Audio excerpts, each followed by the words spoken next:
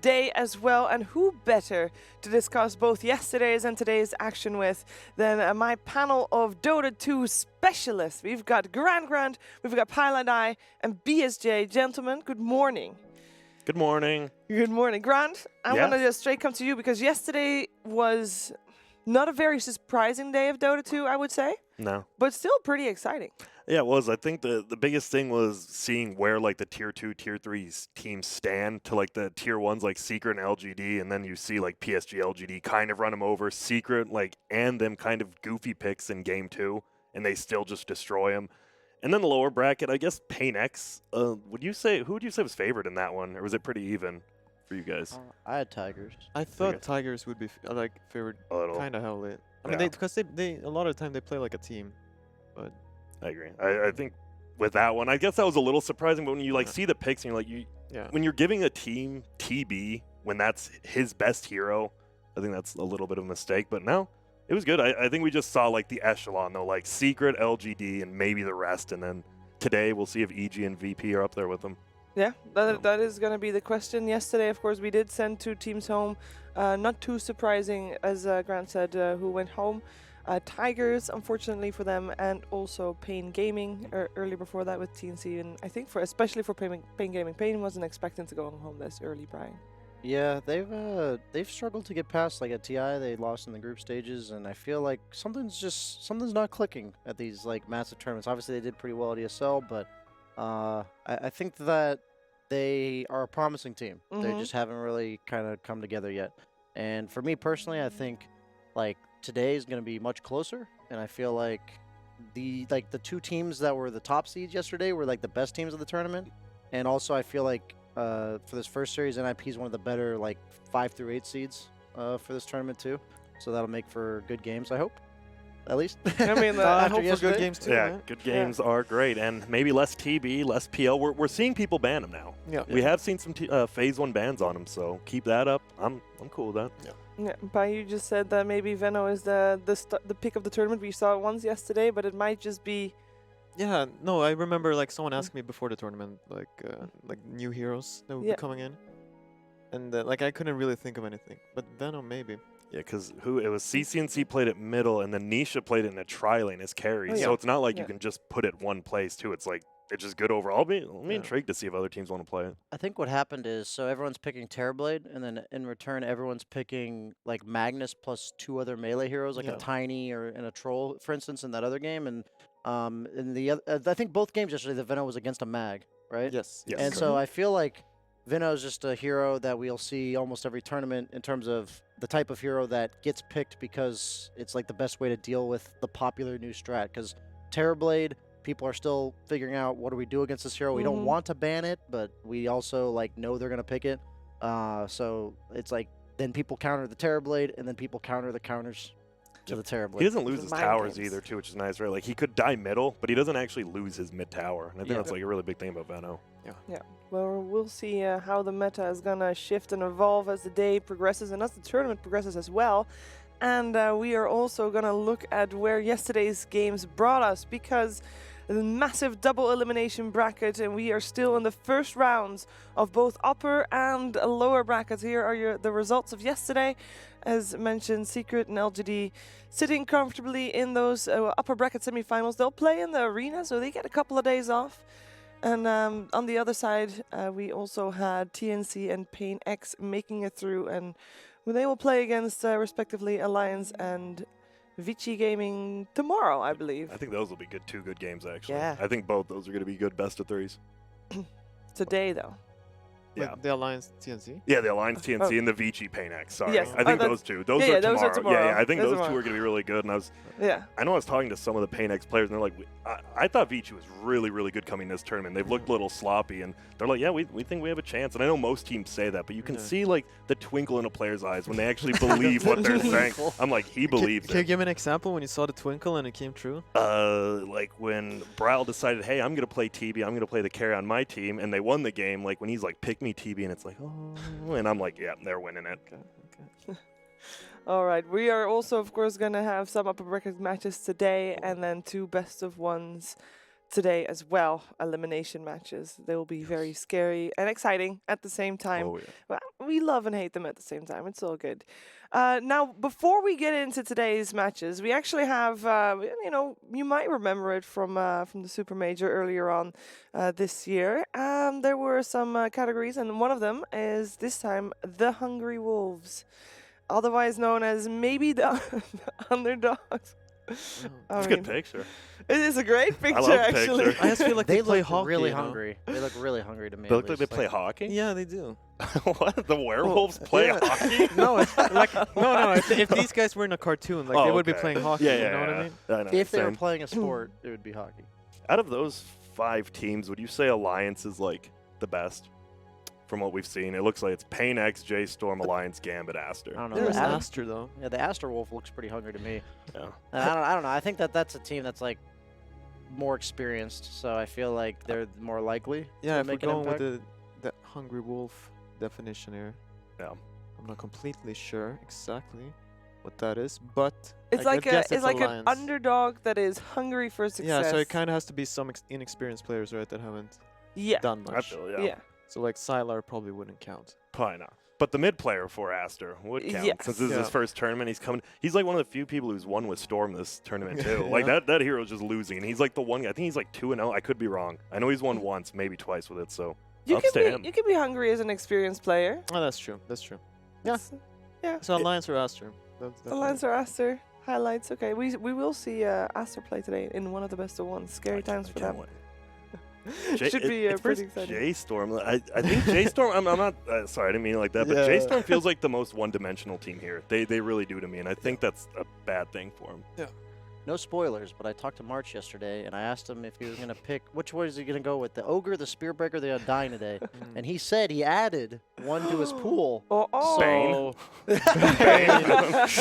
No, that Oh, would be God, a I good spoiled. addition, though. It would be. Oh, Shadow Shaman. That's He, what I'm he had thinking. that little smirk on his face, Yeah, so okay. you know, maybe they're not going to be as one-dimensional as we think, but you never know. I hope so. I mean, that's the problem, right? That everyone knows. Like, that's the problem with Valve telling us when the patch is. Everyone's like, why should we try new stuff now? Yeah. It's like they're kind of just coasting along. They're just going to try new stuff once it comes out. I mean, Except Puppy. there's gonna be some new stuff tried out, right? Like people Yeah. still need to like counter these heroes. Yeah, Like the that's Morphling and Terrorblades, like people just haven't been able to do You it. still have $1 million tournament before the patch comes out, so You do. you might know. give you some A shot at TI. incentive Yeah, to- it might.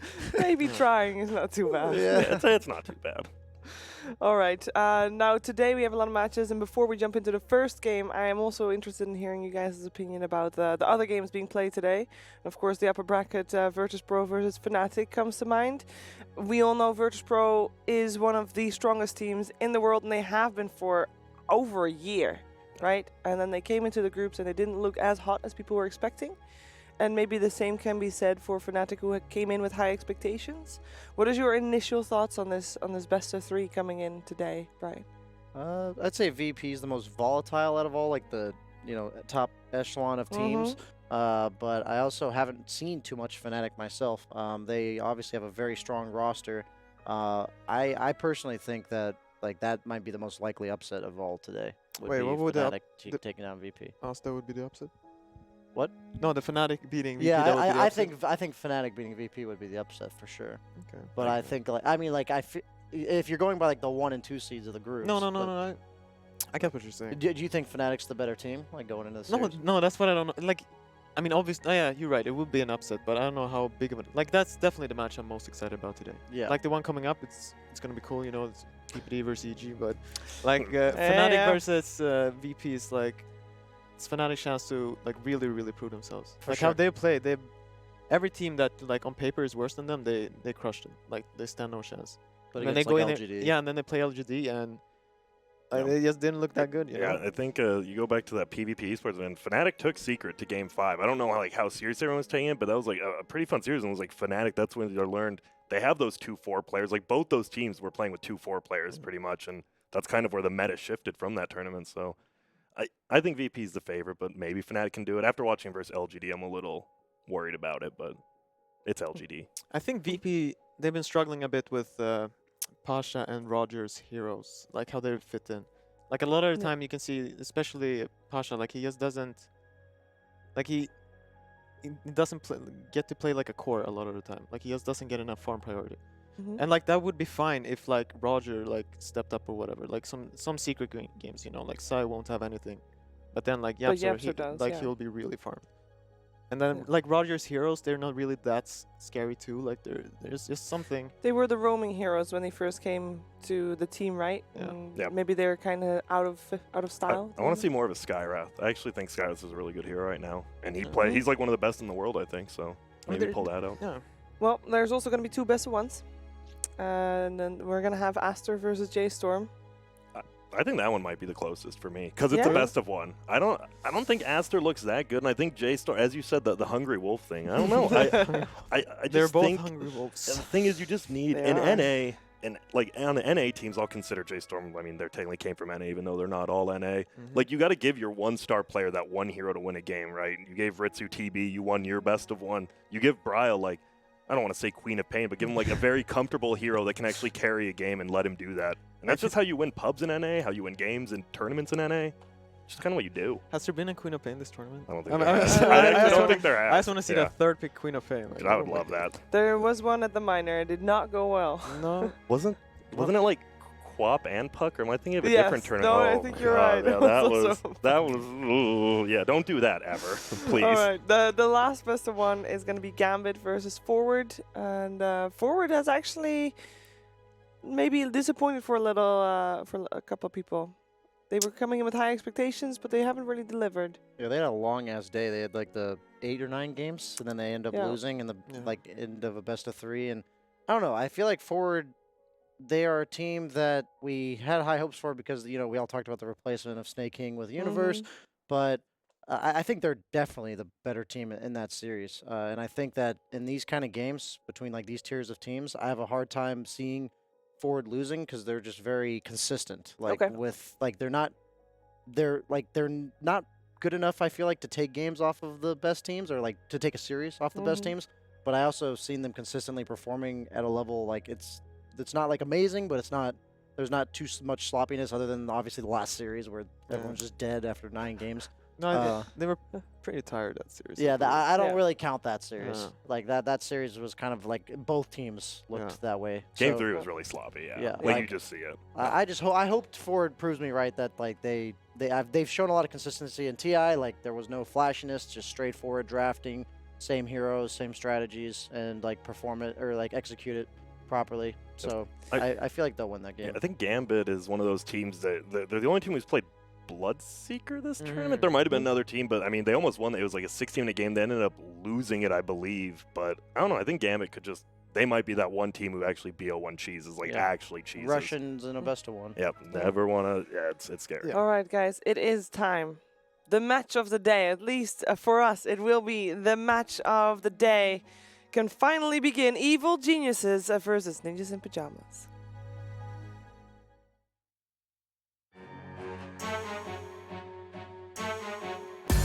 The chips were down last DPC circuit, but they found an answer and shocked the world by introducing Fly at S4, claiming an unexpected 3rd place at TI8. Although unchanged from last season, they headed to Hamburg a man down.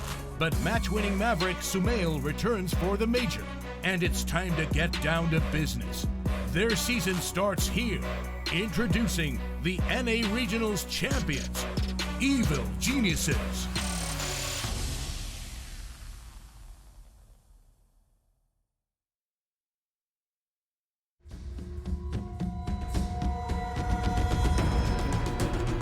Runners-up in the EU Regionals, PPD's newest creation have been busy this season, but face the challenge of performing at the major without offlaner 33. However, with TI winner Mind Control as a replacement and the lethal reliability of Vata and Ace, it would be foolish to count them out just yet. Giving their org their DPC debut, please welcome Ninjas in Pajamas.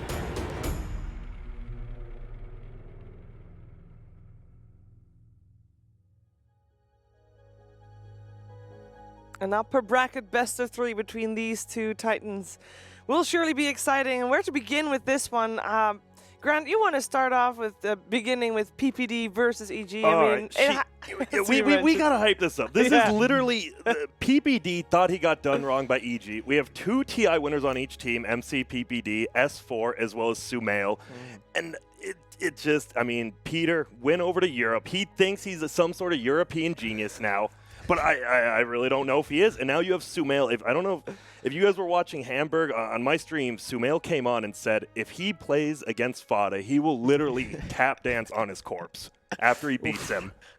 And I don't know. I think that's going to be one of the big lanes because if Sumail gets last pick in these games, he didn't actually say that. That was kind of me overextending, but he did say he will absolutely dominate. On the he record. said some things, you know, like He did. Yeah. Yeah, I think Sumail He threw some shade right there. Yes, for he sure. definitely threw some shade. So it'll be very interesting, and I'm just hyped because it is kind of NA versus NA, even though it's Europe. I mean, true. PPD is the captain, and there's beef. I mean, we see in the pregame lobby. I mean, we do. There's Peter and Arteezy are already like, well, why aren't you guys ready yet? Like, it's normal Peter lobby stuff. Yeah. Yeah, I mean, you got the EU captain in the NA team. You have the NA captain on the EU team. I feel like, you know, this is a mixture of the 2 regions It that is. tend to meme on each other pretty hard. I don't know. These are the best games to watch for me personally. Not necessarily saying it's like the best like Dota game itself, but the stuff surrounding the game is just so like you can't get this anywhere else, man. No, You cannot. You're right. Like I want some focus on the mid lane, like the laning stage, for sure. Yeah, We need that. it feels. I mean, Sumail, we didn't get to see him in Hamburg because he got replaced by CCNC, and it's interesting because I'm pretty sure he's even tweeted like, I don't like this patch anymore. Like No. Sumail doesn't like. A lot of people are waiting for it, but he's like been one of the few that's like, I just hate this. But we'll see how much he hates it now. Yeah. Before the match, Pi, I asked for key players. He said it got to be the captains. Yeah, I really wanted Bulba from EG though, but like I mean, technically not a player, right? But He's the the drafted. right hand of Fly. Exactly. So, or you could say that Fly is the right hand of Bulba. Ooh. But I Who's don't the know. puppet behind the reins? Exactly. Yeah. But yeah, the captains basically. So it's gonna come down a lot to the draft. Like I've been a bit confused when I watched NiP play. Like I think they played 3 straight Husker games straight off. Like and the first Yeah. 2 were Drow games. They Or not did. 3 Husker, but like They did play 3 Husker games in their groups. yeah, exactly. And then yeah, and then they switched around roles a bit. Like they had a tiny. Like I would think the mid laner would play the mid tiny, but Mind Control was playing that, and then Fata was playing like Weaver. Yeah. Axe or Weaver or something. So I'm like, I don't know if they're confused or like if they're just trying to like fit in Mind Control somehow. Yeah, NIP is because right at Hamburg as well. They just were first picking Chen every single game. It didn't work out for him, and now this Yeah. tournament, have they played it once? Sorry, I don't know if anyone They off have the top. not. They just haven't No. played it even once after No- their first no pick Chen. in. And that's kind of weird, right? Because Hamburg wasn't that far away, and all of a sudden you're just refocusing your entire first 2 picks. It's a pretty big deal. I think they made the right choice. I agree. I'm I waiting don't think for Chen's I'm very waiting, good. I'm waiting for Chen too. Yeah. do They something. also played a lot of Drow Ranger in the first couple of matches, and Yeah. then they got banned out, and then they stopped winning as well. Was against Secret though. Got to point that out. Drow. Drow is going to get picked by one of these teams if it's not first Yeah? band, I think. I think it'll be first it's phase either gone. way. It's already gone. The It's first, gone. like these 2 It's gone. teams are the prime Yeah, that's prime true. Drow teams. Yeah. A hero that has not really seen any light of day apart from in the hands of EG has been Underlord, by the way. I wanted to Mm. quickly touch upon that one because I don't know if that is something specific for EG that really fits, or maybe some other teams have just not rediscovered him yet. TIS4 loved playing Weaver. That hero, all he does is he's like hard to kill in a different way than Underlord, but he's hard to kill. He constantly pushes lanes, applies a ton of pressure on the map, and then like eventually he contributes to team fights. And like Weaver, obviously these heroes contribute these things differently, but I feel like right now with all the nerfs to heroes like Weaver, Underlord fits S4's playstyle like really well. And I think that as long as you have like do shit heroes in the other roles, then like the weaknesses of Underlord can be made up for in that regard. And I don't know. I think EG just has a way of just every tournament. I feel like they have core strats, and it's always a little bit different, like whatever they are. And it's always very heavily like group up meta though. Like these Drow lineups, these like Underlord fits their playstyle really well. They just draft laning phase, right? Like Yeah. that's actually, geez, some teams will be like, oh, laning phase, we'll get like a couple supports that'll do good in the late game. EG is like, we win lanes, And then we group win up. game. Yeah. That's it. And That's literally They've EG. gone too far sometimes. I think They the have. only game they lost in this tournament was they had like a 16k lead, but like their lineup was a bit. I believe their only team fight was terribly, right? They had like No. Ursa, Tiny, No. Bane or something, and One overextension, you just Yeah, lose that exactly. game. Yeah. but then the thing there is like you can have arguments in the team, right? Like you guys, if you just did this, bought that item, see an axe, but Oh yeah, this is already looking good for EG. I think I think all three of us agreed that Axe might be the best hero this patch now, like or this tournament at least. I feel he's so flexible. Like he's like one of the most annoying to draft against, because I feel you have to shut down the potential of him cutting waves, but then he might just like that's what Forward Gaming did, right? They set up a plan to stop that, and then he just went support, and they got outlaned. So it's just very hard to deal with. I think you almost have to like pick you have to pick someone who can deal with it like a support, right? Do you think they'll just pick Undying here for Yeah, Bane? they do Bane instead, but the annoying part of picking Undying is like the PL is right there. Look at how many bans he got too, Axe. Yeah, a lot. Yeah, And the nice thing with Axe too is like he's actually pretty good against all these meta carries, like Morphling, TB, and PL. Like he's actually not bad against them. I think out of all of them, TB is the best, just because he has like he can push lanes safely without having to show himself, and he also has like high armor against the blade mail, so he doesn't instantly kill himself. Yeah. No, it can be the early game. You might get run over, but you're right. Like when you get a few levels, like Tiny. Whoa, No, but I like that. I like that. Why? No, because like you're trying to deal with something. Like you actually thought about. You're not opening Ogre Weaver after 2 days of deliberation. Like you're actually. You see a What are you Bane. trying to say here? And you got an Arc Warden, and like. Yeah, now that hero is actually pretty good against these two. Like I don't know much about Arc Warden myself, but I know RTC likes it. Yeah, he played it earlier as well in the last game versus VG Gaming. Very successful. Do we know what his build was? Or He went the like, book 1 build, I Did he think. like book into Midas, or did he? Because a lot of people I've seen do that. I think he definitely went book 1 first. I don't know. Okay. I believe. I mean, it's RTC. He probably definitely went for the Midas, Yeah. and then Maelstrom. Yeah, I mean, the Arc Warden. I think it's kind of interesting here because you're picking it to deal with the Terrorblade, but you're also picking it early, so it's not really your win condition. Yeah. Like so, that might be a new, like a nice, interesting approach to this. Yeah, I mean I like it because Arc Warden is like, I wouldn't say he's a strong laner, but he's not that bad. And he's he can, vulnerable though. yeah, Like he's exactly. he is exploitable. but he can go 2 lanes. He could maybe even go off lane if it's a really weak lane down there. So it's interesting. And they ban these like up in your face heroes. I like that a lot. The Centaur, the Weaver. That's Yeah. what Arc Warden generally struggles pretty heavily against. BSJ, you're a big TB player. You see an Arc Warden, like, do you feel nervous, or you just not really care? You're just Not gonna play your own necessarily. game. Yeah, I mean, you just have to. Usually, you'll have to build some gap closing items or an MKB, depending on like what heroes are in the game. I feel like it doesn't really change much for the Terrorblade. Like most heroes, the thing about Terrorblade that makes him so strong right now is there's heroes that like make you have to adjust how you build your items or play the game, but none of them make the game really like unplayable. Like a lot of carries, if you pick them and they get countered, like they just are unplayable in that given game. Terrorblade, you just have to adjust, and pretty much every Terrorblade player at this point, or every carry player has played Terrorblade in like 10 different patches, so they're very aware of what to do about it. We haven't seen Tiny picked or banned yet. No. And I thought EG valued it quite a bit, and NiP does, as you said, with like MC or Seems like a even very Fada. safe pick on third pick. Usually That people does. pick something like Necro Tiny, like just these uncounterable I like heroes, it for really. an IP. I think they can afford to. Honestly, no. I don't like it that much actually. I think both teams kind of have to hold off on it. Why? They have decent pickup already, and I don't really see like EG could pick it, but they don't really see the lane for it. And then You'd have to give it to Sumail, right? Because Fly is not going Yeah. to play Axe. I don't Yeah. think. I haven't seen it, at least. I mean, yeah, they would have to put it core Yeah. because it would need to be fast. And you don't want to, like, Arc Warden Tiny Core as, like, your first 3, I don't think. I mean, it's not terrible, you know. They could definitely pick worse stuff. There it is. There it is. We thought about it, and then you're like, maybe you don't like it for him, but they Yeah. still like. I mean, that hero is just kind of ridiculous Yeah. once he gets a I'm certain. just thing. thinking because these two heroes, they are gonna get kind of tanky, right? Like they're not that easy to one shot, and then eventually, even if you get a good game, there's gonna be this team fight, and there's gonna be these spirits everywhere, and you're gonna try to Yeah. dodge, and you're gonna go in, you're gonna half miss your combo, and then you're just useless. You can toss people out of the bubble. That's true. Fair enough. Can be nice. I don't know if that's actually gonna help out a lot. They might play the tiny as a 4. We'll see. I like the Tiny simply because it gives you time to. Your 4 position is actually really important here, I think, for NiP, because you want to see one more hero before you pick your. Like, yeah, you have Bane, but you want your hero that either is the Tiny, like the Tiny can be that 4, or you want that hero like I'm thinking something like a Nyx, like something that like hunts this Arc Warden. The thing, if I'm playing Bane, like I don't want a tiny 4 really. Neither do I really, but like I'm just saying that No. Like, I think having the option, like, whatever hero is going to be making plays for you, I think it's really important that it's fourth. Like, I know Tiny's like a playmaking hero, kind of. I don't know how to explain it, but you need to hunt this Arc Warden. Yeah. And I feel like that pick's going to come out fourth, Oh, okay, okay. is what I'm Yeah, trying to say. because if the Tiny's playing 4, he's not going to be hunting this awkward. Yeah. Maybe in the laning stage a little bit and try to gank him, but then later on.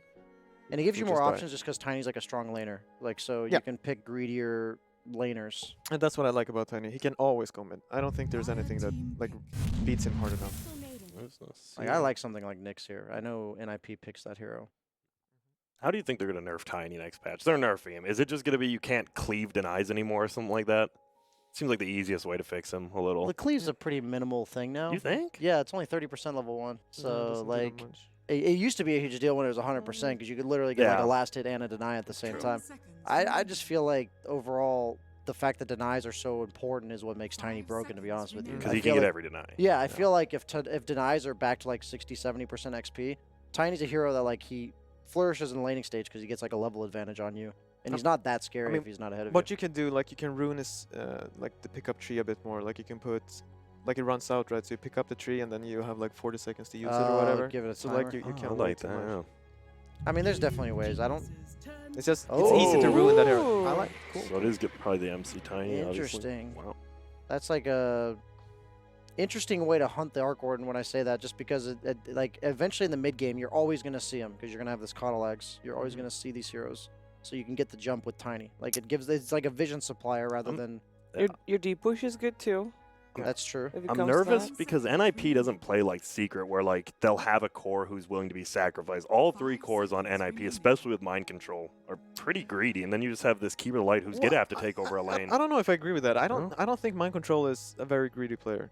Like I think it especially showed the game he played mid Tiny. Like he was literally just sitting in trees for 10 minutes, True. not farming. But that's like just Tiny. camping his hero. I mean, it's some like it's and not. they have a Tiny here. It's so not you're Sumail right. Tiny. Yeah, Like yeah, Sumail you're Tiny right. will farm the mid lane and then farm that hard camp and then farm the True. mid lane. So, but I do like that. The pick is pretty cool. Like I just see this, the TB's just pushing, and then he like Saxa plays an amazing Coddle. Yeah, he does. He's gonna have Axe and like, right now EG they can't run into that. They need something that kills Coddle. Yeah, there we go. There you There's go, Underlord. Shiva. You got the Underlord. Your homework is paying off already. Yay. No, Crimson Guard here, it's pretty good. Ah, man. Speaking of Hungry Wolves, I think Sox is like a player, an individual player who's like, right, he did really good one time at TI, and people like praised him, but he kind Yeah. of like fell off. Like he just wasn't on a team, right? Yeah. I think he got offers, but none he Last really year wanted. he was on Optic, right? And then Yeah. like he he joined Optic halfway through. I think he Yeah. left them to go to a team that then didn't work The out. Tomato team. Yeah, Yeah. and then he said, "I'm taking a break." And then I'm done. Yeah, Yeah. so that's just I'm one of those done. like sometimes Yeah. midway season these players like there's so much that goes into joining a team, creating a team, and Yeah. sometimes it just doesn't work out. So No, and especially when you come from the TI second place and then you have to You start there. over, you know. riding the high, yeah. And he didn't want to be a captain, I think. That he, I mean, if you know him, like you've even just seen him, he's a very quiet guy. There's no way he's He gonna wants be a to captain. play his own game. Yes, Yeah, I mean, he does. had a couple of weird conditions, I believe. Like he wanted kind of to play 5, but like because his hero pool, I mean, he can honestly play every hero. Like he's one of those guys. I think he might He's- even have been #1 on the leaderboard at one point. I've saw him Mm. at least rank 3. I don't know if he ever Yeah. made rank 1. He's and, but- incredible. and back good. then, like Yeah. like either he spams like these spear breakers or whatever, or he can play OD. He can play anything, you know. yeah, So- he's nuts. I still believe EG needs something that hunts this Coddle. I don't think Axe is enough. No way. Like you need longer gap close than that, or like a Shadow Blade builder like Lina would have been pretty good. But we're looking for a Sumail hero for EG, right? Yeah, I have to imagine so. And I've never seen him play. You guys are Arcor. saying that Sumail, if you put Sumail versus Fada, it's an easy win for It- Sumail, but it That's probably what won't. Sumail said. That's but- what okay, Sumail sure. said. And if But he has it- last pick, But it Oh, probably he doesn't. It probably won't be No. Fata mid at this point, right? Because we've seen mind control mid with the Tiny. I think you do that. Like mind control time. That's right. Ember? You want to shut down Or Storm? Sumail. I think Yeah, they're just. okay, I Ember. think they're just gonna do tiny Coddle. Oh, You think? this Ember pick. Yeah. This is a disrespect pick right here. You're just. This this is Sumail. How is this I a can't. disrespect? I swear to God, in the draft, he's like, "You just pick me Ember. It doesn't matter what he plays. Like, I'll do fine." I believe that. I think Storm and Ember were like the two mids that stood out to me that Yep. Sumail plays that like find this Coddle. They're just like heroes that don't get absolutely destroyed by Mana Leak. And they're also heroes that just can close the gap and they're off on magic damage against the TB. And Huskar was like the perfect band to set up both of those. So I mean, NiP kind of has to pick here, right? Either they can pick a hero that dumps on this guy in lane, or they pick something that can jump this Arc Warden. Those are like their options. Because I think they're just gonna do like keep her tiny off lane. What something about like that. OD? Is that just crazy? Yes. Okay. Is it? I mean, I'd No, say I think it's It's pretty actually a good. really it's good good, OD but I'd game. still say it's crazy. Do you really think someone's gonna pick an OD in this tournament? We saw it. I don't remember last time I saw it, but there was like one really good OD pick. That There was one in the game. minor. Was okay. There was I don't- one. It was by Navi, I want to say. Okay. There was one this weekend as well. I'm Okay, making a maybe that's what I was ballsy thinking of guess. then. That's all. There That's has all I'm been trying one to do. OD. It looked Okay. like if I've ever seen a good OD game, it's this one. No, if I was the captain who said that, like I would highly consider it. That's Ooh. There's a different route. Do we like it? Do we not like it? Keeper What and do we think?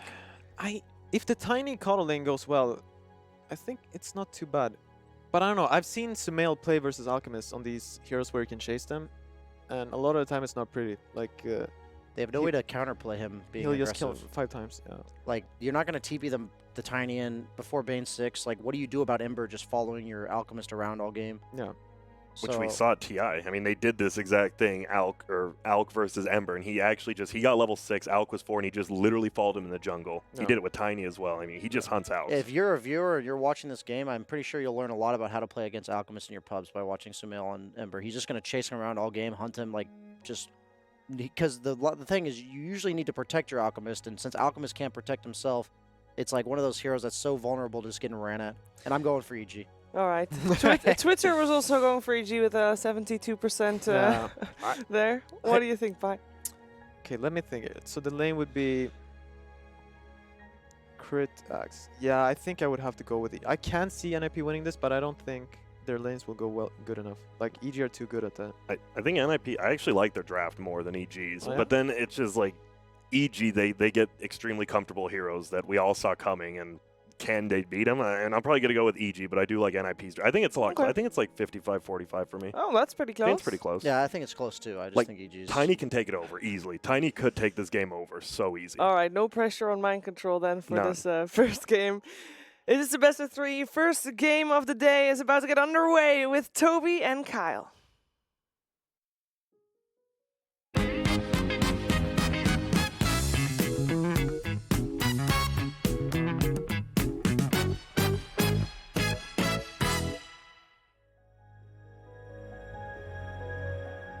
I love how the panel put it. It's a pressureless game. It's a winner's bracket. Come on, like you lose this, you got another chance. And most people win things through the lower bracket, Oh, right? please. So easy, so easy. This from is the a panel. grudge match. All right, folks. This is not about, I guarantee this is a hell of a lot more to do with placement in tournaments right now. This is about pride and ego. 2 things Dota players value a hell of a lot more than money at this point. They've Yeah, never it's known. actually there's a really cool video that NiP put out just literally before this, like in the nighttime, and it's Peter saying like, you know what? There's enough players here who have had enough success with Dota tournaments. They've got enough money.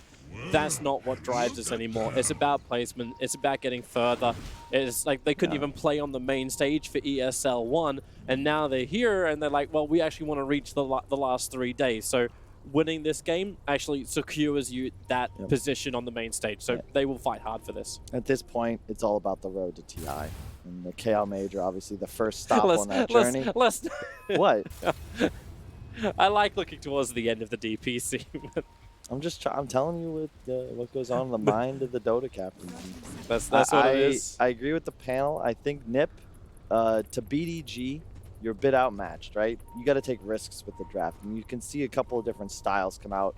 Bulba, very predictable, very traditional. I'm surprised NiP didn't ban out the Underlord because I figured that was like a no-brainer after Yeah. he picked Coddle, Bane, and Shiva was TB. calling it. She's just like, well, we Yeah. did our homework. We looked at Dota Buff, and that's Yeah, the heroes that was only being played. Okay, Yeah, yep. Bulba's great for the panel because you can predict his drafts like no problem. But I like NiP. I think Coddle's been super underrated. That amount of damage onto Fly is so high. Mind Control's got the tree toss. One more attack from range. Illumina just came off cooldown. The blast, it's enough. Saxa will spill first blood. While the bounty runes will still, however, be 3 of them going the way of evil geniuses, but it gets balanced out by the first blood gold. Yeah, mid And lane. hi, Scriff, you're not Scriff. Hi, Weapus. I like the live cameras. If people haven't noticed this before, we actually have a live camera. That's where he is, out in that corridor. The mid matchup is going to really be the one to watch, like the panel brought up. It's Ember versus Alchemist. It's a very skill-based matchup. Alk, one of Fada's best heroes. He's been underperforming for a little bit, but I think that if there was a game for him to come back, it's this one. And you can do some really cool stuff with Coddle later on in the game with an Alchemist, like stunning into immediately having another stun up for that 100% lockdown. Now, I'm actually interested to see like just how I think it was BSJ was talking about it. Like Smells is going to run at Fad. Like he's going to give him no space at all. Yeah, you can be stacking up the camps, but there's also that high level invasion you can get once Crit just rotates off the lane. The axe can be a real pain in the butt too. So how is the Alchemist meant to get that farm, that start, when he's going up against a player on Samael's level, as well as then having to worry about how do I keep my stacks intact? Yeah. It's a good point, and it really kind of just comes down to how his supports rotate and also the game of mind control. He's going to really need to have a good performance, but bear in mind that when you lane with the Coddle, you're naturally going to get less CS than you would expect because those blasts will inevitably take creeps. Personally, I think if Sumel's on point, as it looks like so far, watching that laning phase, he's got still perfect kill control. He did it for the first couple waves. Like, it's just really well played. This is how you want to play up against an Alpha as an Ember. God, this bottom lane is such a pain in the butt for both Ace as well as PPD. Chris just been running at them. He battle hungers once, so he can always keep up with the movement speed. And then all it takes is a couple of spark rates from the Arc Warden to help do the extra chip damage, forcing Ace's regeneration out. Same for PPD. They weren't lucky enough to get like something like a regeneration rune. In fact, it's an invis rune on top river. Yeah, there's a reason that Axe is going to be first picked or banned by pretty much every team at this tournament. It's just the best support. Mind Control trying to find his target, doesn't have a toss available, but he's got a tree that he could throw with the extra attack from Zark, so he can actually do it with just a swing. And very little that S4 is capable of doing to try and stop this, and this is where the small advantage comes in, where Crystal Maiden can't run away. Very low movement speed. Yeah, and check out bottom. It's like a double wave on top of Arteezy on that tower, because in the meantime... PPD's gone rogue. Yeah. He'll begin his TP, and Crit didn't go call, so that's going to be fine. Up on top again. This time it's actually S4. They get through the very thick hide that is that of the Underlord. 800 HP plus 3 armor, but they still burn through it. Yeah, this Coddle Tiny. You have you have a ton of lockdown to ensure the Coddle Blast does full damage, and effectively free mana. You think CMR matters, but then you've got a Coddle who's spamming Clarity, he's giving Chakra to his Tiny. The wave always pushed. Here it comes again. Always misses the toss. That would have been a double blast. Trying to throw fly back over to S4. Yeah, he just stutter stepped and didn't get it off. They still keep that harassment up high. That's why you see Stick the fly, any kind of flash regeneration you can have against this lane. Tilt the balance back the other direction. How's our other lanes looking at the moment? Like Ace versus Arteezy, something else I want to keep my eye on as Ace burns his Metamorphosis. Trying to get back into this lane heavily. It's 12-1 versus the 14-6. I don't care about that. Sumel's 26-7 versus the 12-0 Alchemist. And with the fortification burning, he can stay underneath this tower longer. That's two creeps. He's going to kill him. Yeah, it is. He's actually going to kill him. Jeez. 2 creeps that was taking the tower the entire time, thanks to the fortification. Yeah, it's 4 minutes in. That means he's had the opportunity to kill 32 creeps. He's got 29 and a hero kill. His bottle's on the way. He'll pick up an illusion for free, or possibly just camp it and then bottle it up. Like, this is a hell of a performance from Sumel, and one of the reasons, you know, you look back at the ESL event, when you replace Sumel, EG's not exactly the same team. Yeah, they feel a little off. Bottom lane, Arteezy has to go boy in the bubble, try and protect himself. He's got a couple of stick charges to give him that life back again as Crit wants to chase the Spark Raid. It's actually going to go onto Ace, but Crit does not want to dive any deeper than that. S4 is also not a healthy man running away on the top lane back behind his tier 1 tower. I think Tiny would like to finish this if possible. The Illuminate, they're into the trees, and everyone's going to dodge it apart from the creep wave.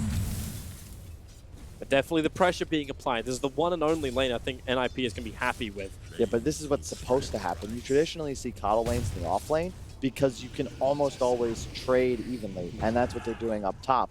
But since it's the safe lane, it exposes the Terrorblade bottom, who I would argue is a far more important hero for their overall matchup, and pretty soon he's going to be forced to abandon the lane because Axe Arc Warden just applies way too much pressure, and they've got a sizable advantage just thanks to the creep wave being where it is. They did get a small thing out. The fact they got 3 bounty runes, got to keep that in mind while the Alchemist is on the field. Sure. That's what that aggressive posturing on the top lane opened up space for. And they're moving the lanes out. So Keeper of the Light's going to try and do something about Sumel. He's got Flame Guard up and running, and Sumail, even if he gets clipped by it, he's still not really concerned at all. Sumail is having a dream start to this game. I'm like the panel was saying, he's going to be the hero that's capable of applying. Mind control instantly gone on. Once they realize Keeper of the Light's not inside the mid lane, S4 just started running up the lane towards mind control. Like, keep the catapult alive. You can't kill him though. You can just apply harassment. Soxo probably look to just pull, maybe spam out the waves. Sumail's coming to contest. He does not want to let Fada just easily farm up inside the jungle. Like, the Illuminate spam will come again on top, but Soxo's going to miss his target.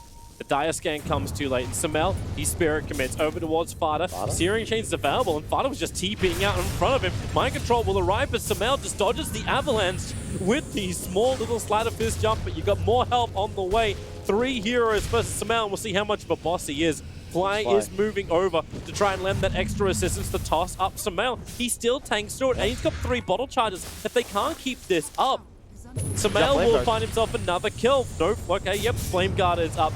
No magical pop damage from Mind Control will do enough. The Illuminate's too short as well. Fly, he's on the run, but here's another blast, and Fly, he should go down, but Sumail, he's already Remnant back in again, gets the Searing Chains over on Mind Control. He'll get the tree toss out, so it will be a 1-for-1 trade-off. But Sumail, the beast, the hunter in the night. See, we don't have a real Night Stalker. Now, he's not picked anymore because Sumail is the Night Stalker. Sumail's biggest flaw as a player is, I'll be completely honest, like a lack of effort at times. And you can see when he turns up in a matchup that really matters to him, like that was nuts. Pops the Arcane Rune, jukes the Tiny Stun, kills the Alk, forces Shrine. When he did that Remnant down, he put a Remnant back up, bought phase, came back. And he goes again. He just keeps going again. They put the Observer Ward down already. NiP did not deward it, even though they had their own on top of it. And Fada just can't do anything. This is exactly what the panel was saying was gonna happen. It's just this high level of aggression, and they're gonna go at it once more. Flame Guard's down for 4 more seconds. They may have enough damage. Tossing forward the Keeper of the Light, the tree toss. Sumail is still alive. He's going to back up the Illuminate. There's a hit. No, he got the Flame Guard up in time, so he doesn't even die to this. And then he's gonna TP back, regenerate back up. This is the huge problem. Sumail is a pain in the ass.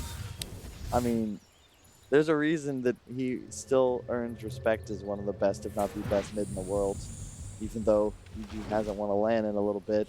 Oh my god, Fada, not again. Yeah, not again. like this. Yeah, 3 deaths is not enough. They got to make it the true 4. As Fada, well, at least he'll get up the hill. Nightmare, no, break him free. Sumail, Spirit Commit, jumps forward after Fada, puts the Flame Guard up, so Immolation burning him down. But hey, PPD, he came to help and he'll come to die. The Illusions all running in to see if they can get any kind of extra information, but Fly moves away from the tower. Bane dies. Sumail has himself the double kill. And my lord, he's 6-0 on this Ember.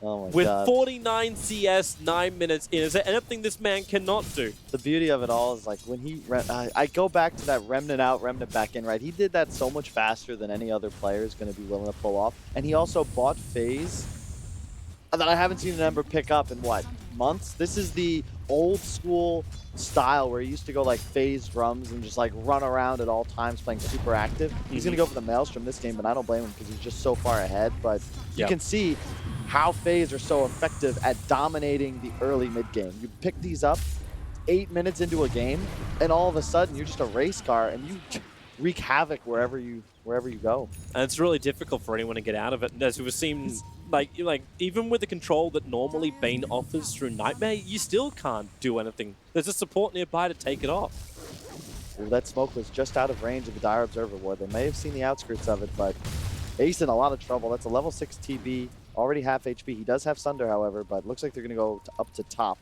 Yep. They still want to keep hunting Fada. Like, the Observer Ward, it's cleaned up, so NiP have very good vision inside their own jungle. Chris just going for the 10-minute bounty runes, and he'll claim it.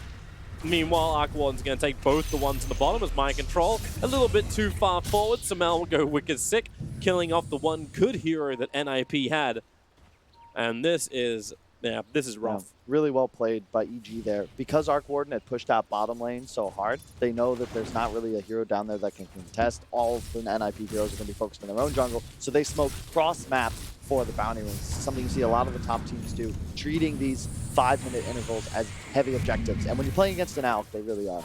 I see where Soxer is inside the tree line, looking for the extra battle hunger, so Crit can just chase him down into the trees if they want to. Not enough life on S4, and Sox is just going to TP himself away to the tier 2 tower, not too far away.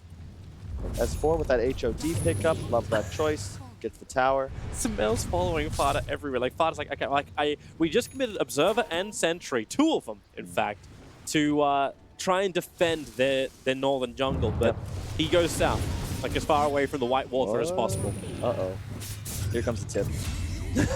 Just a tip. Peter, unfortunately, sleeping himself. He was trying to juke the chains and then run away, but Sumail's too smart for that. You can see kind of the issue, and part of the reason EG, why it's such a great game for an Ember here, is not just the synergy with the EG lineup, but how does a Bane Coddle ever deal with an Ember Spear? They really only have the Tiny and the Alchemist, but as we've seen, Ember can just snowball so hard that Alchemist is playing catch-up the rest of the game. Yeah. Tiny's not going to have a blink anytime soon, and the supports are literally just food. You can't play catch-up in this game, though. Like, Arteezy, he got his Necro book level 1 pretty damn early, and you know with the rate of farming they're going, there's going to be more, and he's going to force down the buildings. Ember's going to kill everyone to just open up this clean line for Arteezy to continuously pressure. It's just, it's this EG concept where we have 2 heroes, usually S4 and Arteezy, that focus on shoving lanes, often playing apart from one another, and then it enables your Crystal Maiden and Sumail's hero to then rotate around the map, find kills, set up movements. Everyone else, game's simple. You got an HOD on S4, shove down this lane. Oh, and yeah, sure, why not? Action rune for Ember Spirit. It's going to be an Invis rune. Seeing Fada farming on the bottom lane, and he'll feel pretty safe because PPD and Mind Control went on a smoke gang. They were looking around for somebody else. He's going to go for the lane that's pushed and try and dive this TP. I like this move. You never want to go for a hero that has his creep wave like push this offensively. Oh, they see him. Now they're getting down aggressive vision. Ace is backing up a little bit more. Crit starts with the harassing battle hunger. Dire's scanning because they're really concerned who's even in the tree line on the bottom. This is good. They wait for the team to link up, and now they'll look to move towards bottom. This is the right kind of play. They're going to backstab. TP ready on Underlord as well if he wants to join them. Spirit committal right down towards Fada. He at least gets the ass sprayed down. The Nightmare and the Avalanche. Not the best synergy to come in from Mind Control and PPD. So the Concoction, they can at least isolate Axe, but with the spin and now Sumail coming in, oh boy, that damage. Spirit jump forward. They push him back with the blinding light. The Spirit jump again over towards Fada. He just can't escape. Fly will also arrive. They're just pumping more and more kills into Sumail. Arteezy will actually end up claiming that one as PPD. The Spark Wraith chasing him through the tree lines. And Arteezy can finally get some kills on the board too. 3 for him now. This is a dominating performance by Evil Geniuses. And in the meantime, S4 just pushing top. He got half damage on that tier 2 tower. In the meantime, you can see once again, just there's not many players in the game that, man, I'll get into it after EG close this one out. I don't want to start praising people too fast, otherwise they might throw and then I look real dumb. But what a game so far from Evil Geniuses. I just love every little thing that's going on. The fact, like, NiP, oh, all right, you're all back up, you want to come out. They had 4 Spark Rays sitting on that ramp to the bottom jungle, so they couldn't even go this way. If NiP wanted to, whoever walked into that dies. But they can't go up and battle against S4 as he pushes. With the Dominator, that he just holds the catapult back, continuously pressuring the lane. Crit, even as a support, like he's walking around with Tranquil Boots only, but he's almost finished his Blink Dagger on this support axe. And there's normally, like, how much farm do you have on this map? Ember's farming heroes, but the Arc Warden's just been solo farming all that on the bottom. Mid lane, they go for these heroes. It was just the clone and Sumail. He has a double damage room. PPD stood no chances. Mind Control will go down. Sumail chalks up his 11th kill of the 14 of EG. Toby, not just that, he changed while remnanting to ensure that he had both heroes. If he finishes that and he'd end up too far out of range of the Tiny, wouldn't have hit both. Because he does it mid-remnant at like the perfect, man. Good stuff, good stuff. Midas finished on Arteezy. Like, talk it through, man. Flies in a little bit of trouble. Ace just wants to commit. He goes directly into the Metamorphosis and at least gets 1 kill. Concoction Valve for Fada. Crit! Oh! No! He was denied by the Satyr Prowlers, the most annoying ancient that you can find. Now for 2 reasons. Yeah, and he stole the bounty as well. And as you said, when Alex in the game, it's very important to control those. He is completely fine with that death. The Alchemist's net worth is lower than that of the Keeper of the Light. Okay, it's... he's 4.6k. compared to the 9.2 of the Ember. You got issues. Lincoln Sphere is going to be the next build-up from Smail after the Maelstrom, being a little bit more defensive. Crimson card already finished on S4. You actually can't kill him. All right, we're adding Glutton for punishment. Let's see this close. Got it. All calculated. That concoction was like a fraction of a second away from connecting. And that just doesn't serve to just obviously help out Team Luigi, but that's gotta tilt you a little bit if your father's Alchemist. He's 0-5-1. He's like, all right, I'm gonna get on the board, give myself a kill, some nice XP. That would have given him maybe his level 10 talent, but nope. Oh, Ace. Oh, this could be bad for Smail. Well, I don't know. Like, they can initiate on bottom lane. Samel just jumps away and almost kills Bane while he's there. But it's down on the bottom. Terrorblade at least gets the Sunder off, but the bubble is down to no extra damage to come their way. Dodge the Illuminate. And yeah, Samel is Another Samel is Arcane Ring fine. too. Well, again? Yeah. All right, yeah, sure, why not? He's just charging towards top. He's hunting Peter. Bit of a bone to pick, it appears. Meantime, his team is controlling the bottom Dire Ancients. This is exactly how you want to play against TP Alc.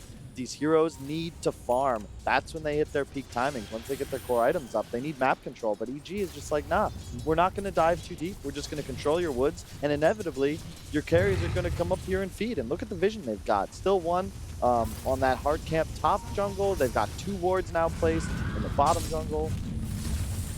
Yep. NiP have no ability to get outside their base and find that farm. They have to do it all from inside the base.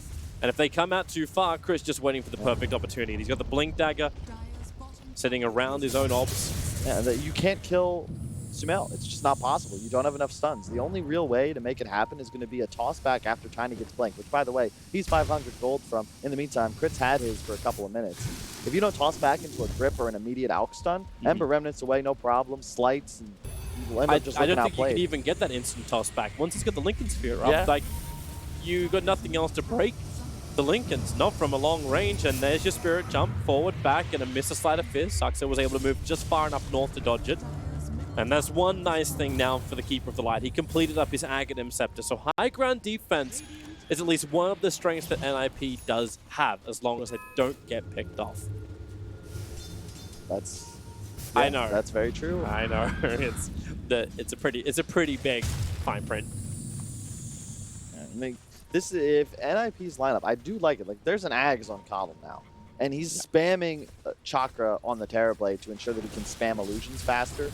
You know, eventually Ace will accelerate and be a force in this game. The concern is just, I mean, look at the net worth on Sumail and Arteezy. Like, they're not slowing down, and they have so much map control to accelerate. I actually was wondering if they would have gone for the just a straight up Necrobooks to create the army and go up, but instead it looks like he's going back in for the Maelstrom after BTs. No, Call gonna grab Tiny. No, he wants the TP out. No TP to no stun to cancel it. He said they look towards the Bane with their stun. So PPD, nice knowing you. Sumail, of course, of course. Well played indeed. He didn't deserve that at all, but he'll take it. Yeah. Well, look where Fada's farming. They put down like mass Dire Observer wards in the Radiant jungle just so Fada could do this. He's just left the Dire side. EG owned that. And meanwhile, Ace forcing the bottom. He'll get the kill over on Fly. Nice call from Crit, just holding Terrorblade position. There's a little bit more help to arrive. S4, he's low, and the blast will get it. Ace gets himself a double kill. Samal will be there to clean up the mess, but at this point, when you're this far behind, You take that. yo, you definitely take that. Especially considering up top, Fada's finally getting some space. He'll have that Radiance finished up soon. But it's just, it's good movement from EG, but that's how NiP wants to play this. Continue splitting the map and try and catch EG off guard. They have a Bane, they have the tiny blink now. They're going to have that potential to find kills. It's just difficult. Just trying to farm up the Necros and the clones, anything they possibly can. Get the cash, get the money. The Blink Dagger is now finally done on mind control, so there's some level of threat that EG need to respect. This is why they slowed things down. This is why you do go on Midas into the Arc Warden and build into the bigger items. This is why you do get the protection of the Lincoln Sphere. And Samel's going to go for a Blink Dagger now after this, and another Arcane Rune. It's definitely the item build in this game. The Lincoln's is so good because your only real threat is the Alf and the Bane Grip. And Lincoln's 13-second refresh time obviously is going to be great at protecting against that. And you go Blink in this sort of game because the rest of your team plays around you as the Ember Spirit. If you can just render yourself invulnerable, spam those extra 1 second from the talent chains, that's 4 seconds of stun on possibly 2 heroes every 8. Courier, Mind Control, going to go in over on Fly, but the Frostbite's up, but Samael has arrived. Fly's going to let it go, but Samael's still going to get the kill. Nothing's going to take away his killing spree. He's going to hunt for more. You might find Peter over to the Slide left. of Fistarian Chains, does he think about it? Oh, he guessed up top left. He was a little bit more to the middle. EG's going to go in for Roshan now. Yep, it's the right call. About time, to be honest. They've had the map control to do so for quite some time. They just want to keep the pressure up. Like, Farda's getting that space. He's finished up the Radiance, as you mentioned. The net worth is starting to rise bit by bit, looking for the Manta style, anything that allows him to just push back out without having to risk his primary hero. So we got a bit of a... Oh, well, hang on. Samael might be in a little bit of trouble. You've got the rest of NiP coming down. Samael in trouble. Yeah. I like it. I like it, Kyle. You've taken on the whole role of, like, let's think positive about things. NiP I'm working on it. could actually do something when they have 5 heroes on bottom lane staring down the tier 1. And then Underlord. Dark Rift. I like this movement from EG. And this is... They utilize the Underlord quite well. Part of the reason, again, I'm surprised it wasn't banned is because they've demonstrated, like, hey, this is... We're comfortable with this. They beat Aster. They were down 1 game. They picked Underlord twice. They won those games. And I think S4 was a huge part of that. It's also very difficult to activate all 3 of EG's cores. They're all very talented, but also greedy players. No one's ever really sacked. And Samael's hunting. He's been chasing the Keeper of the Light for the last 15, 20 seconds. Crystal Maiden. Oh, Fly. Oh, that Crimson's letting him survive a little bit longer, but the Concoction will finish the job. Nice kill to go the way of Farda, as long as he can survive the rest of this. And with the TP, he will be able to do so. While that's going on, Crit found his own target, and, well, Blinding Light pushes him away, but Remnant straight back in. Samael, like, beyond godlike does not describe a 14-0-3 Ember Spirit. yeah, that was a really cool play from Arteezy as well. Fada tried to kill the Archer to prevent his TP in. He glyphed, obviously no longer possible. Fada forced the TP out. Were there a stun there, he would have gone down, but Fly unfortunately already had met his demise. Now remember, Aegis is up on Arteezy, and look at these lanes. Look at how they're pushed from EG. You can see them just constantly cutting the map, ensuring that 2 waves always push towards the NiP tier 3s, and all it's going to take is 1 miscue on probably the Coddle plus a core, and then all of a sudden you'll have all 5 of EG just in 1 lane looking for a Rax. Yeah.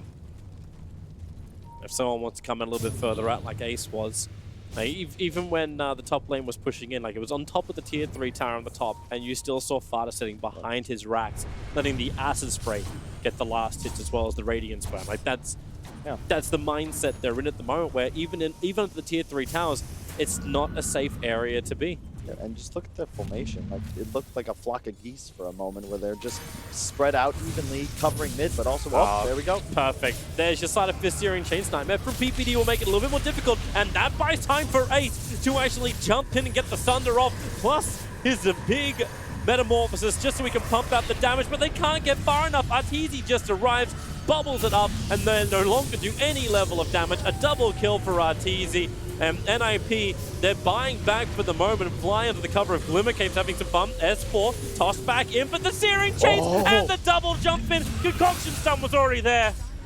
Samael, sure, take another double kill. And they can get more if they want to keep pressuring. NiP, 3 heroes down without buyback. Guaranteed top racks. And probably guaranteed game 1. Such a sick play from S4, running his Wolf Creep. And again, Wolf Creep, look at it, still there, 30% damage to the entire squad. Runs that in behind NiP, ends up setting up a pincer, 3-man pit, 3-man firestorm.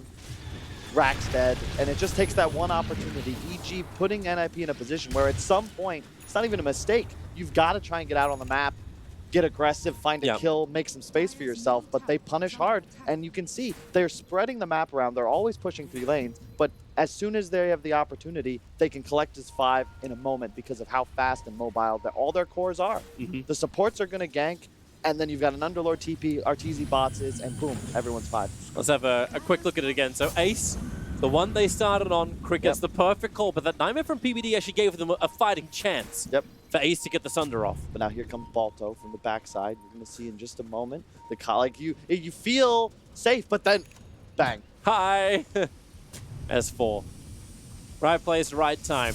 And very little that NiP can do about it. But as you said, like, they've got no other choice. They have to come out. Delaying the game is one thing, but they're here to win, not just delay. Arteezy's getting up in their faces. That's just the clone doing its work, taking the concoction. But just that amount of damage. And Fada is forced to burn his chemical rage and almost run back. Yep, he'll run all the way to Fountain. Mind control. Doesn't actually get the toss off. Remember, Arteezy is the man walking around with the Aegis, and he almost burns it.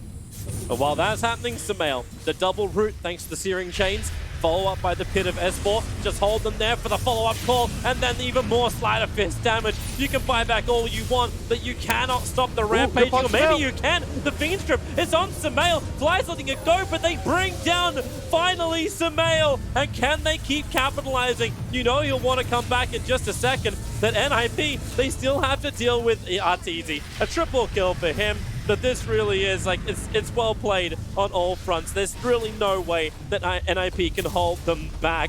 Arc Warden is just way too strong. The Ember is about to re-arrive. So as NiP come outside their base, Sumail arrives back, ready to kill. Spirit jump back up again. Fada, he's going to go for the concoction. Sumail will be hit by this. They at least burned the Lincoln Sphere previously. Missed the Searing Chains onto Keeper of the Light. But it's not stopping the pressure. And it's not stopping the huge economic disadvantage that NiP have. And the damage from Arteezy, that's just his clone still finding the kills, or still looking for the kills onto the 2 supports. Smell is hunting. If he hit that slider, would have killed both supports for sure. But most importantly, I think for him, PBD. What a game from UG. It's been pretty flawless. I love that they bought back. There's no reason. If you don't buy back there, you think it's safe, but I actually would disagree and say it's the opposite. You want to close out a game when you're this far ahead. Concoction Sun flies forward. It goes towards Axe. Again, another perfect pit. And Sumail doesn't even care about the mana leak. Your Spirit jump out. Couple of bottle charges to give him the mana to continue the fight. But NiP still having to deal with the Arc Warden clone. Can't get close enough, can't really do enough damage to it. And when they do, they realize they're committing abilities just to kill the clone, not even the real thing. Now you back away. They're all a bit low on mana, so you just want to regen. Oh, I love this. It's- Just kidding, the fake back. It's nighttime. They got a Warden base as well. They see Fada. They know he has no BKB, no Manta. They just lost a huge advantage from the Keeper of the Light Aghanim Scepter. Yep. It hit nighttime. This is the right maneuver. They put the Sentry Ward Observer on the wrong side now. Oh, there she pushed forward. Call. Nightmare trying to change the target once again, but Keeper of the Light, no way out. Too much range damage, too much control. Ace is looking for a Sunder target, but he can't get close enough for it. Even if the cover his own BKB, he didn't have the confidence, but Sumail does. The blink in, they try and toss Fada away, but the Searing Chains burn was already there. They just keep pummeling forward, looking for more, looking for kills, looking to send a message and just make NiP fearing for their lives going into game 2. Mind control will burn. Sumail gets it. GG is finally called. Wow. But EG, they've owned this game from the beginning. When you watch players like Miracle, like Sumail, it's not fair to just say that they're really good, okay? They're not just elite. They're on that next level, what I would say transcendent. And when they're on point, it's just like they're unstoppable. Like You're talking him up a lot. I definitely get that. That was a perfect game. That was a perfect game. It was a perfect game, but surprisingly, it's exactly what we were expecting anyway. Like, how many times have we seen Sumail crush Alchemists in mid? Like, a hell of a lot. And it's the same way. You always just keep pressure on him. I watched a lot of Dota this year, last year. That's the first time I was ever like, wow, like that's TI5 Sumail. That's vintage. This is the best player in the game. And you need to address him or he's going to shit on you.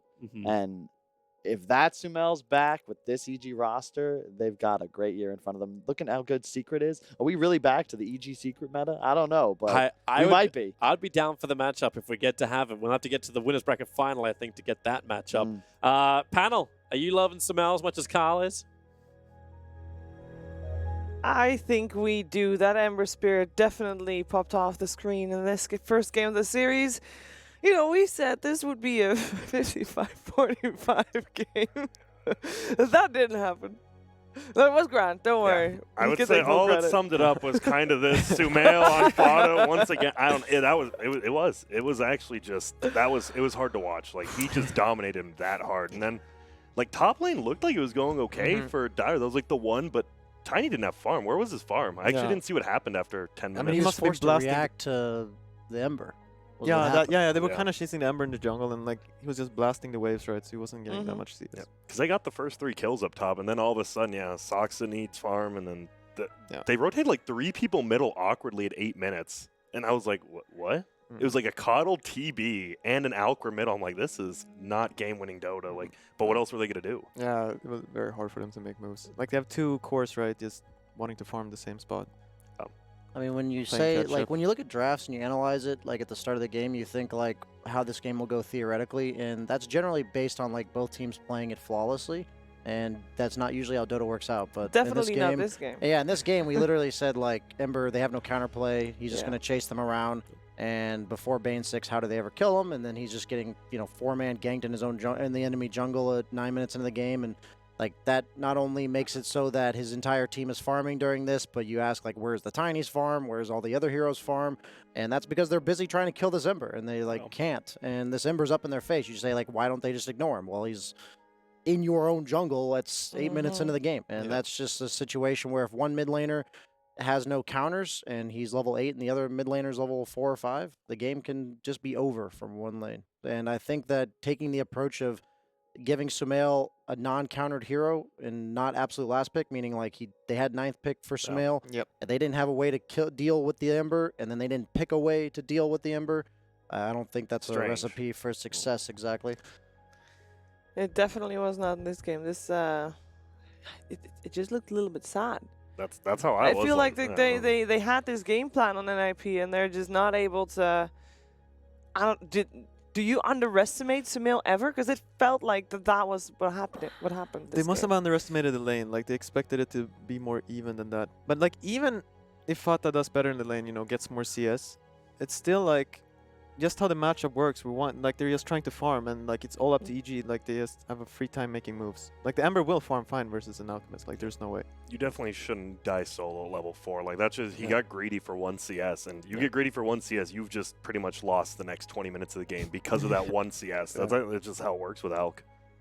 Yeah, I mean, Ember is a hero that generally is known for split pushing, and yet they have this Arc Warden Doing Underlord. it. So he's allowed to just chase them around the map all game. He doesn't have to actually shove waves because they just have so much natural wave clear. And, I mentioned at the start of the game that this is like a clinic. Like, you get to watch how to play against these heroes like All Alchemist. right. And All that's right. like, I mean, I knew Sumail's like he's like the most aggressive player and like one of the most aggressive middle, yeah, players for sure. from the middle lane. And like when you have these aggressive players, the only reason you don't play aggressive is if the other team can do something about it. Like you have to play passively because they can counterplay or whatever. And there's just no counterplay, so he's playing as aggressively as possible for the first 20 minutes of the game, and that's enabled by the heroes they've picked on his team as well. I mean, that's just scary stuff to play against. They had 30 kills, and 28 of them were Sumail and Arteezy. That's actually insane. 28 out of 30 were 2 people. Yeah. That's kind of crazy. I mean, in the draft, I really liked how EG they knew they were gonna pick Terrorblade, and they had something thought out. Like if it didn't work, if it worked, whatever. Like they had a plan. And then I think NiP's mistake was it has to be that last pick. I don't think they're thinking right. The drums on TB, I know like Moo does it a lot. A lot of others. Some people skip. Why do you go drums, BSJ? I think it's just a mid-game thing. Like they knew they needed like.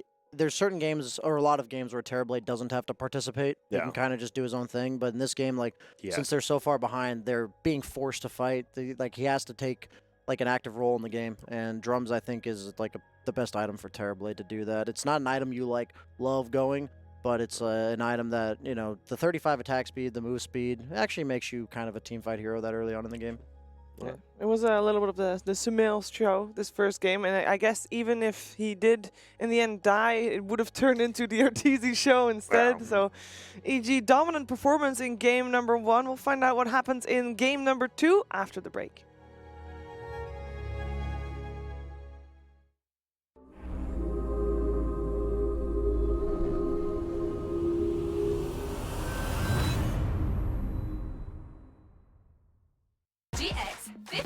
GX50. More insane than a laser llama who's crazy about K-drama. Stream and game like crazy. Say my name, call me maybe, story. And snap like mad, meow like a cat, spam your group chat.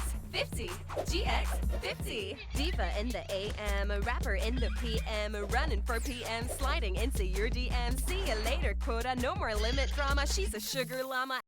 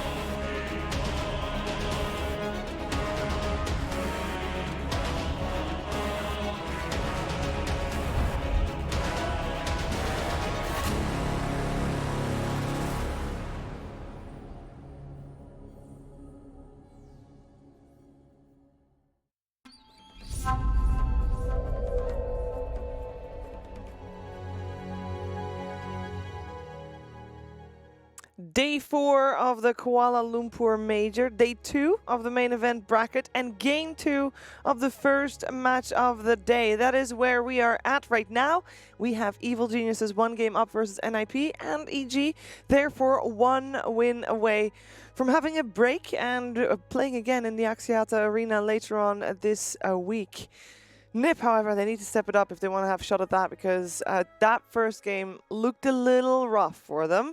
Here to discuss the second game and what NiP can do to change their chances, we have got Grant, Pilidai, BSJ, and this match, I mean, we knew it was going to be EG favored, but I think game 1 was a little bit more EG favored compared to what we were thinking, Grant. Yeah, I mean, it's been a long time since I've seen a gold graph go like that against an Alchemist. Like, you just like you'd seen Alchemist going like that, but the fact against it's just too greedy, right? We talked about it. That was way too greedy. But how do you fix it? I mean, first of all, I guess, elephant in the room, don't pick Alchemist.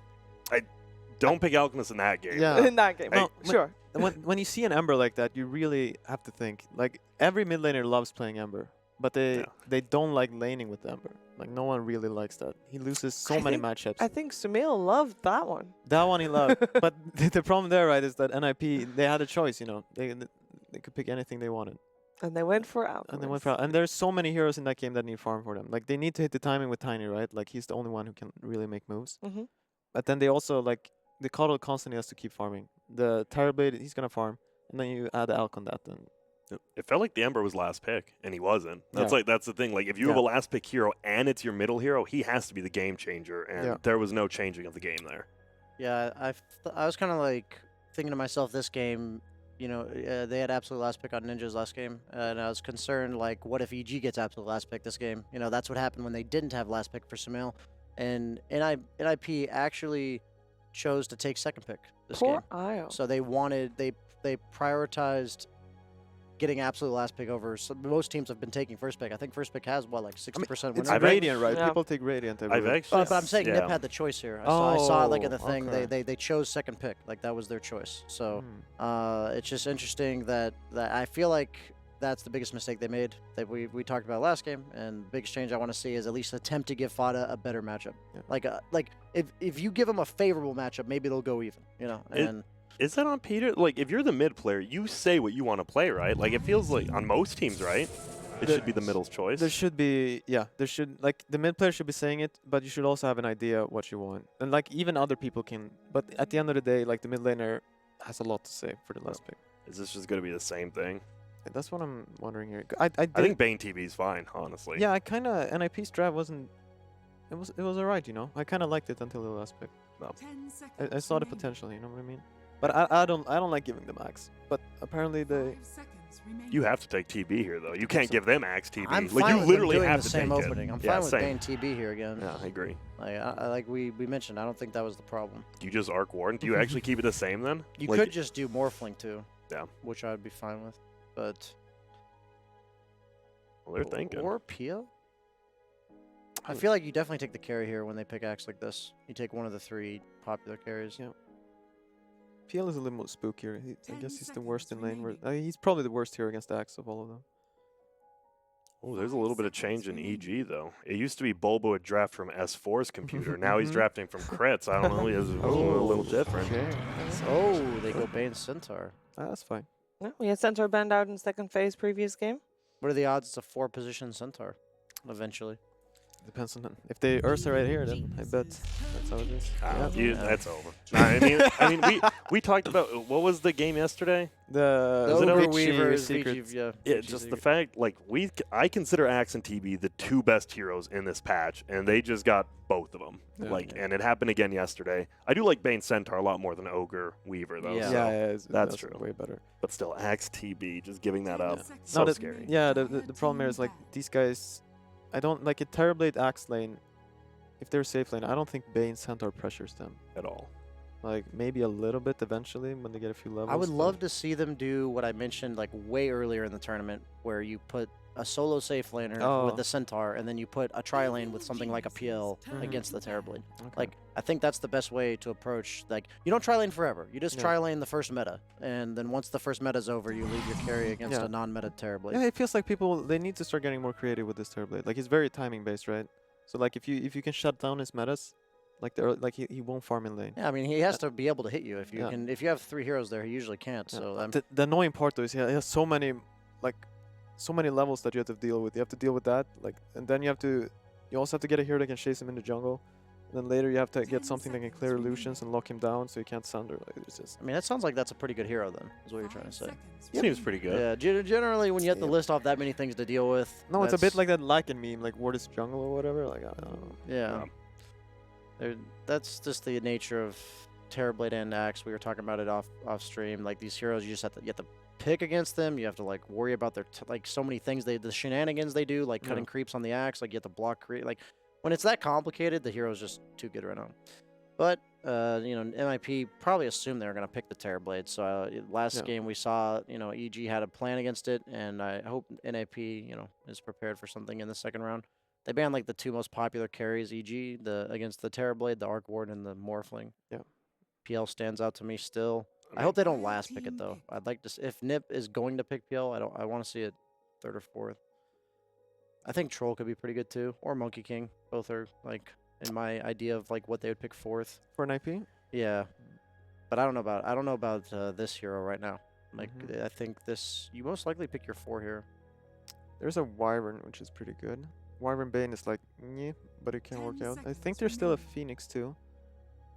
There is. Yeah, Phoenix It's was like- banned second phase last game, I believe, But right? you Yeah. need to set up. You need to have one of these Tinker Zeus Embers. I feel, like, or maybe they could think about this Venomancer too. Like I think Venomancer is one of those heroes that's very good against Axe.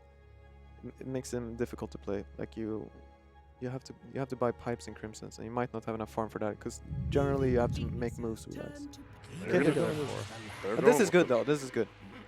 This is a hero that's actually very good against Terrorblade. And like it's not been picked a lot, right? So it's a little confusing to see it. It does need an axe before you get it really online. And what we saw previous game is that EG just played super fast, and it was a little bit late. Even though it wasn't a specifically late axe, it was still too late Yeah. to do enough. I think they've fixed that a bit right now though. Okay. They don't have this Terrorblade yet, so they can still pick a farm heavy core. Like these heroes are very active. I've been thinking Nyx like a lot this tournament. I just think Nyx like stands. Okay, they just go to the Dazzle.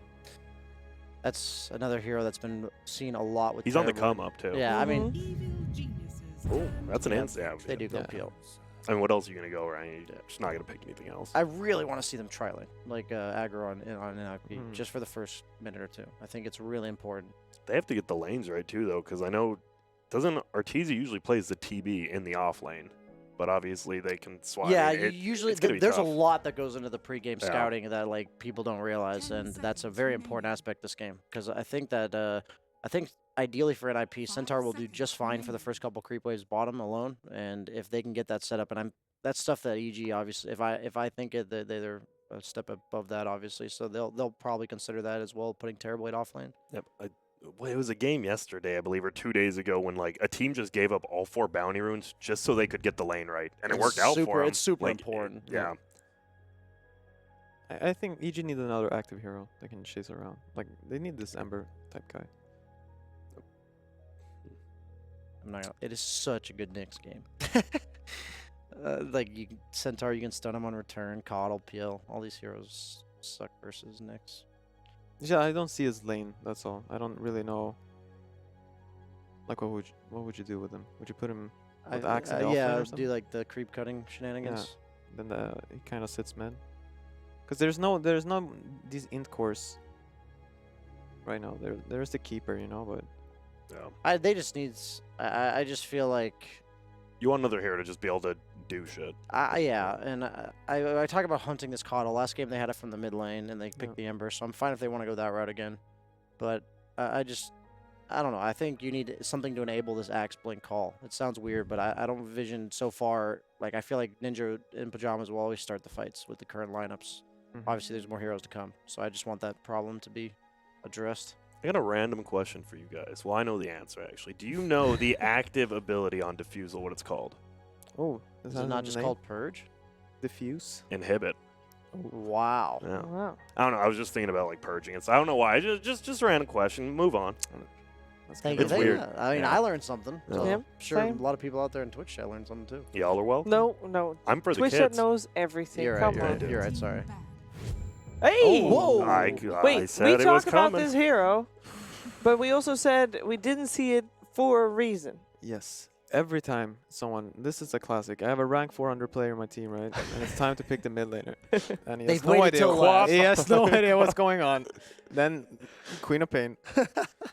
This is just another like cocky pick, right? Yeah, Co- it has I mean, to that's be. what it feels like to me. Like they just said, Sumail, you're getting the 4th pick here. What do you want? And Yeah. there's no like, you're not gonna question Sumail. Like not even Bulba will, I don't think. I mean, he questioned him for a minute, right? The bonus That's time was true. running out, and then eventually like, all right, go Are ahead, you man. sure? They were probably just arguing. Yeah. Honestly, Bulba was like, dude, I'm not picking that. Dude, I'm not going to pick it, and then he picks it. That's literally how it went, I'm sure. That honestly sounds verbatim Yeah. what the conversation was. I mean, this just makes me sure that they don't know what they want last, even though they have to pick it right now. Because like, Yeah, no one's agree. banning that queen. You know, you just pick it up last pick. Question. Queen of Pain, we've sometimes, and I say this very sometimes, seen it as support. Is there the tiniest chance that they are It's a gonna... Sumail hero. Yeah? It might be an S. okay. It might be an I'm S4 just- hero. I'm It just might be an throwing it S4 out hero. there. They could pick like a versatile laner here. Okay. Ooh, Ooh, that's more of an S4 hero. No, I think S4's playing Axe, right? I feel like if you pick Shaker, you give it to Crit. Oh, actually, yes, of course. You're right. I mean, Shaker. it could. I mean, this tournament though, it has switched things up, so they could just be like, "Hey, this Treads Aghanim's build is pretty dank." But Yeah. it's how does that work with mana leak? Isn't that really bad? Yeah, you 'Cause it get does affect leaked you. as you're Yeah. jumping No, through. Yeah. I like the idea of cutting this game because it will free up the Orb Shaker, and him and Queen can just can go ham on this mid lane. Like, Yeah. because then it really doesn't matter what NMP pick here to counter the Queen. Like, she will have a good game if the Shaker sits there. Who is good versus Queen of Pain? Metal, just one-on-one. Like every Who do you pick? hero, Every can pick hero. anything. What about Alk? Go for it. You could Go go for but Terrablade's actually really good against Alk. Oh. You don't want to pick you don't want to pick Alk on the I'm Terrorblade. trying to think of Fada here. I mean, we were talking before we were on here, like the Razors and stuff just isn't a good hero. Like, what else is Fada really known DK. for? I mean, you can go Dragonite, you can go Invoker. I wouldn't mind You can go DK. Ember even. Or I like Invoker. I actually like DK. You can a go lot. Meepo. This Axe, her Shaker. that's scary. That's the problem with Queen. Like every mid hero is playable against her. That's how I feel right now. I like DK a lot. What is the most comfort hero for That's what I Fada? think. Is that, is that, The is that DK the probably. DK? Yeah, like he's a very like stable type player. Mm. Doesn't pick like a lot of these flashy heroes. I think it is DK or Invoker, though. I think, I Pi's think you right. want something that threatens the Queen of Pain. Personally, like at least offer like the Queen of Pain can't just run at it like last game. Are thinking about it. Might as well, right? You No. got the 20 seconds. Might as well take him all. Discuss that game plan. And we got one of the best people on the casting desk right now who loves just wait. Even though he would know his pick, he would just wait just to waste the other team's time. Kyle, of course, when he was on call. He said it, too. He's like, yeah, I already knew what I There's wanted, the but DK. whatever. Yep, there it is. Yeah, this game is. I think it looks a lot better for NiP than it did the previous one because they picked this Sumail hero. That's like what they did was they pick a hero that's very survivable against what they already see, Mm-hmm. and instead NiP actually chose to pick a hero that addresses that this game. Yep. I think EG is the better team, but I actually like Oh. NiP's draft a lot this game. Me too. But it's a crit axe though. Okay, so it is going to be the S4. He's gonna. I mean, he's going to do the same thing. He's just going to. Well, no. What you just play in lane, right? You don't cut creeps in this game. Yeah, you can. All right, guys. What are you thinking? Grant, you want to go first? I want to go first. I mean, I agree. Once again, I think NiP's draft possibly could be a little bit better, but it's just after watching game one, like it's just hard to bet against Yeah. that, right? Like it's the PSG LGD. I actually didn't. I mean, their drafting game two was like, what the hell? Support CK, but they're that good. So yeah, I'll go with EG. I just think they're a I little bit. really dislike Queen of Pain as a hero, but they have Shaker. But But- They have Shaker and Terrorblade, so even if the Queen does what I expect her to do, they're probably gonna win. I'm gonna go with EG again. Yeah, I just think NIP's draft is better, but agreed. you know, NIP. Just so Yeah. if it happens, then I Hey. look like a genius. Yeah, you I know? think I like it. You know, I'm glad I have got you guys' opinion, but there's only two opinions I really care about, and those opinions are from Ouch. Kyle and Toby. What do you think, guys? You care about Toby's opinion? Yeah, Shiva. Thanks, How- Grant. Thanks, Grant. You're welcome. Yeah, yeah. Okay. Put you on a freaking couch at How- TI, and all of a sudden, just Egos How here. how are you guys saying that they have Bane Coddle, that's garbage, and you have a PL against Axe Shaker, Terrorblade, Quap, and their draft is better? Are you guys high?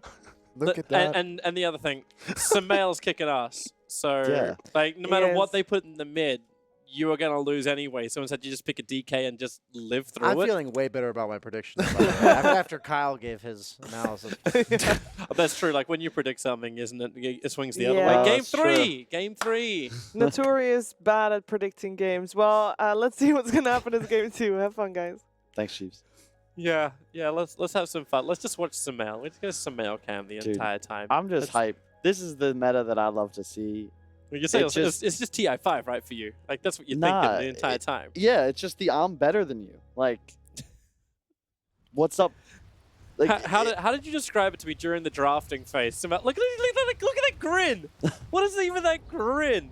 It's like, can we just go back and have Sumail's face just permanently he's- like over the hero? That's all we need. he's probably smiling wider, like right now at this moment. Especially when I mean, I told you, there's no way they're picking Fada anything other than DK here. Yeah. Yeah, he could go Invoker, but Well, what then? Like, we were having this. Okay, so Kyle and I were having this debate during the drafting phase. It's like, okay, you know, like I think it was like Purge's favorite thing. Like you're playing to stay alive or you're playing to win, and Yeah. it feels like it's like, well, DK could be picked, but where's your playmaker that Yeah. doesn't require a blink dagger, that doesn't require everything else, and just assume that your lane is going to be either even or lost Yeah. based on game 1. There- It's and how do you influence this as a DK? Like, does DK ever win a lane against Queen of Pain? no, but he doesn't get dumpstered.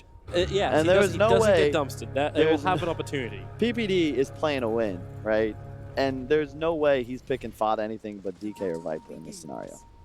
Like, it's got to be something that you know at least. And I think that because Fada's playing DK, EG went for the core Shaker, which is just a more valuable core throughout the game than an Axe, because you don't have that same roaming potential on a DK.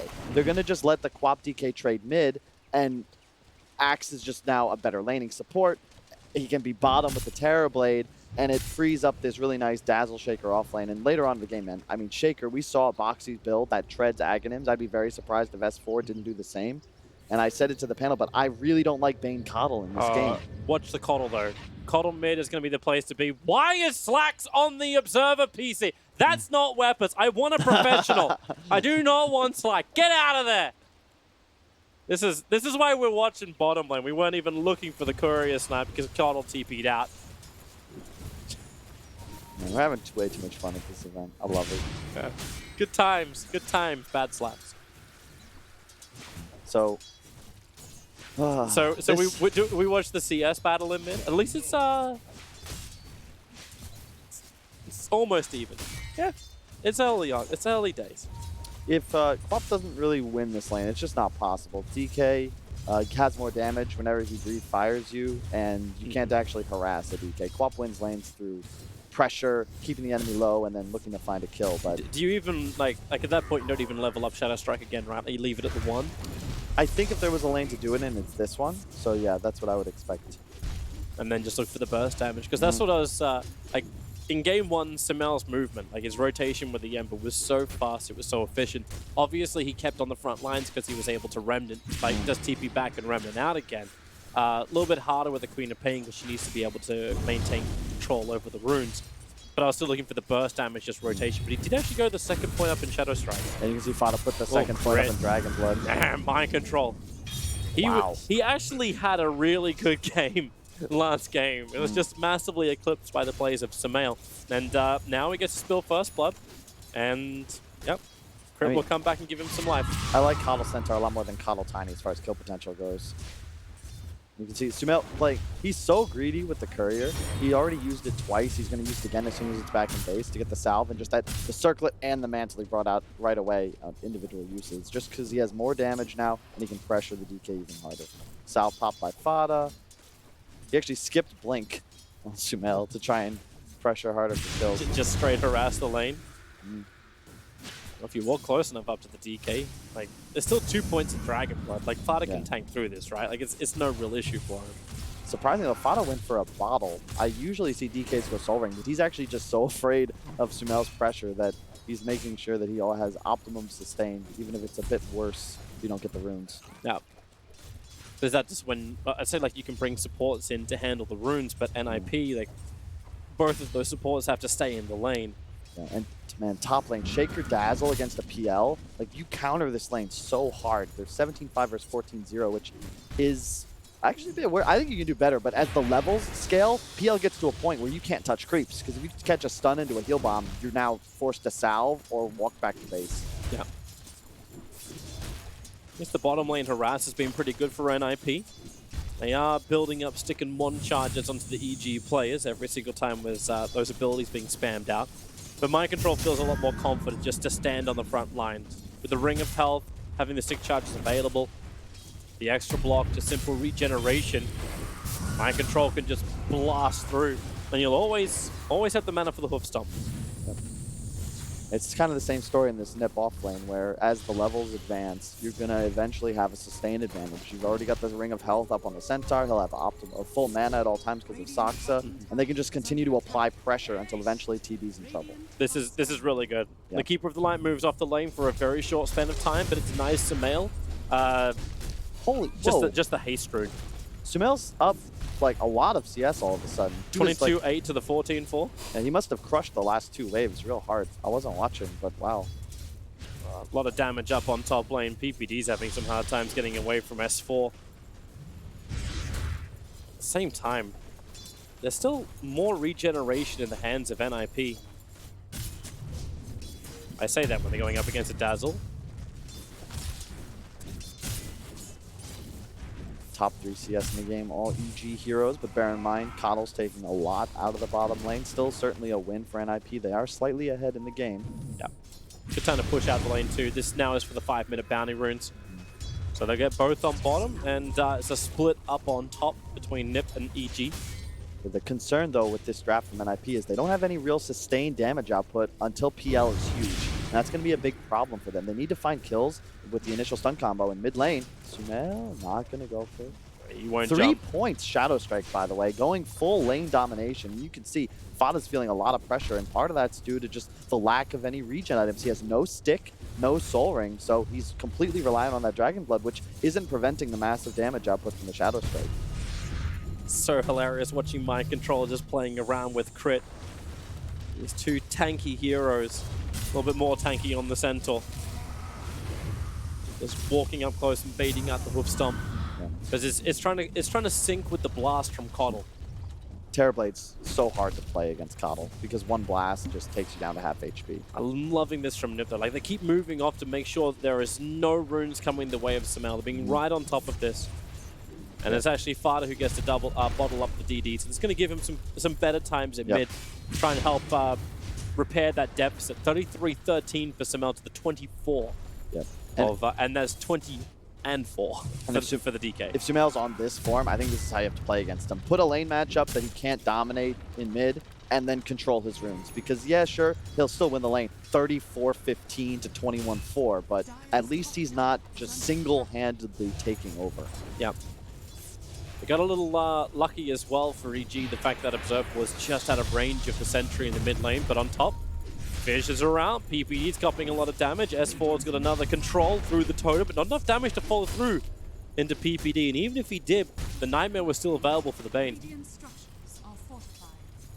They're going to fortify on both sides, just try and play with the equilibrium of the mid as Crit.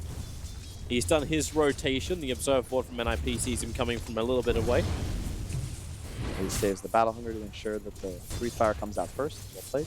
And S4 does go for the Treads build, so I would not be surprised to see him get that Ags. It's one of those things that you see happen throughout the duration of the tournament where someone does something that the pros recognize as really good. And I think the first thing in this event that we all saw was that Boxy Shaker. And that new core Shaker style, I think we'll see this entire tournament because it was so good. Oh boy, Arteezy really committing onto Mind Control, going for the reflection. Uh-oh. Doesn't stay up long enough, however, and there is a level 2 Illuminate available, but Arteezy turns around still once more, creates a copy. And they got extra help. Crit coming in from the side. He doesn't find the target instantly, sees Saksa for half a second, but he doesn't want to commit too hard. They're looking for that 8-minute bounty rune to try and hold it this time for the Queen of Pain. But already you see Fada. He moves towards the top, and they're going to play the odds game. This is so weird for Sumail. He's going And Veil. his father with the regen rune. He's going Veil, no boots, max Shadow Strike. So just fully in for the lane domination, not looking to rotate. I have not seen this style of Quap played, really ever. It'll be interesting to see how it plays out because he won't have the ability to shove lanes for quite some time, and his blink cooldown is going to be very long. So it's going to be about him dominating this mid lane, extending the laning phase, which should be fine for EG as they're ahead in all three. S4's out way too far. They start up the channeling of the Coddle Blast, and this is going to hit S4 pretty hard. Combining with the Brain Sap, he begins the TP with the Shallow Grave, and they both go out in sync together. No Nightmare available, no other stuns up, and the rotation does not pay off for NiP. That's really good calls there from S4 and Fly. I assume that was Fly's maneuver, just calling for the double TP. They knew the stuns were on cooldown.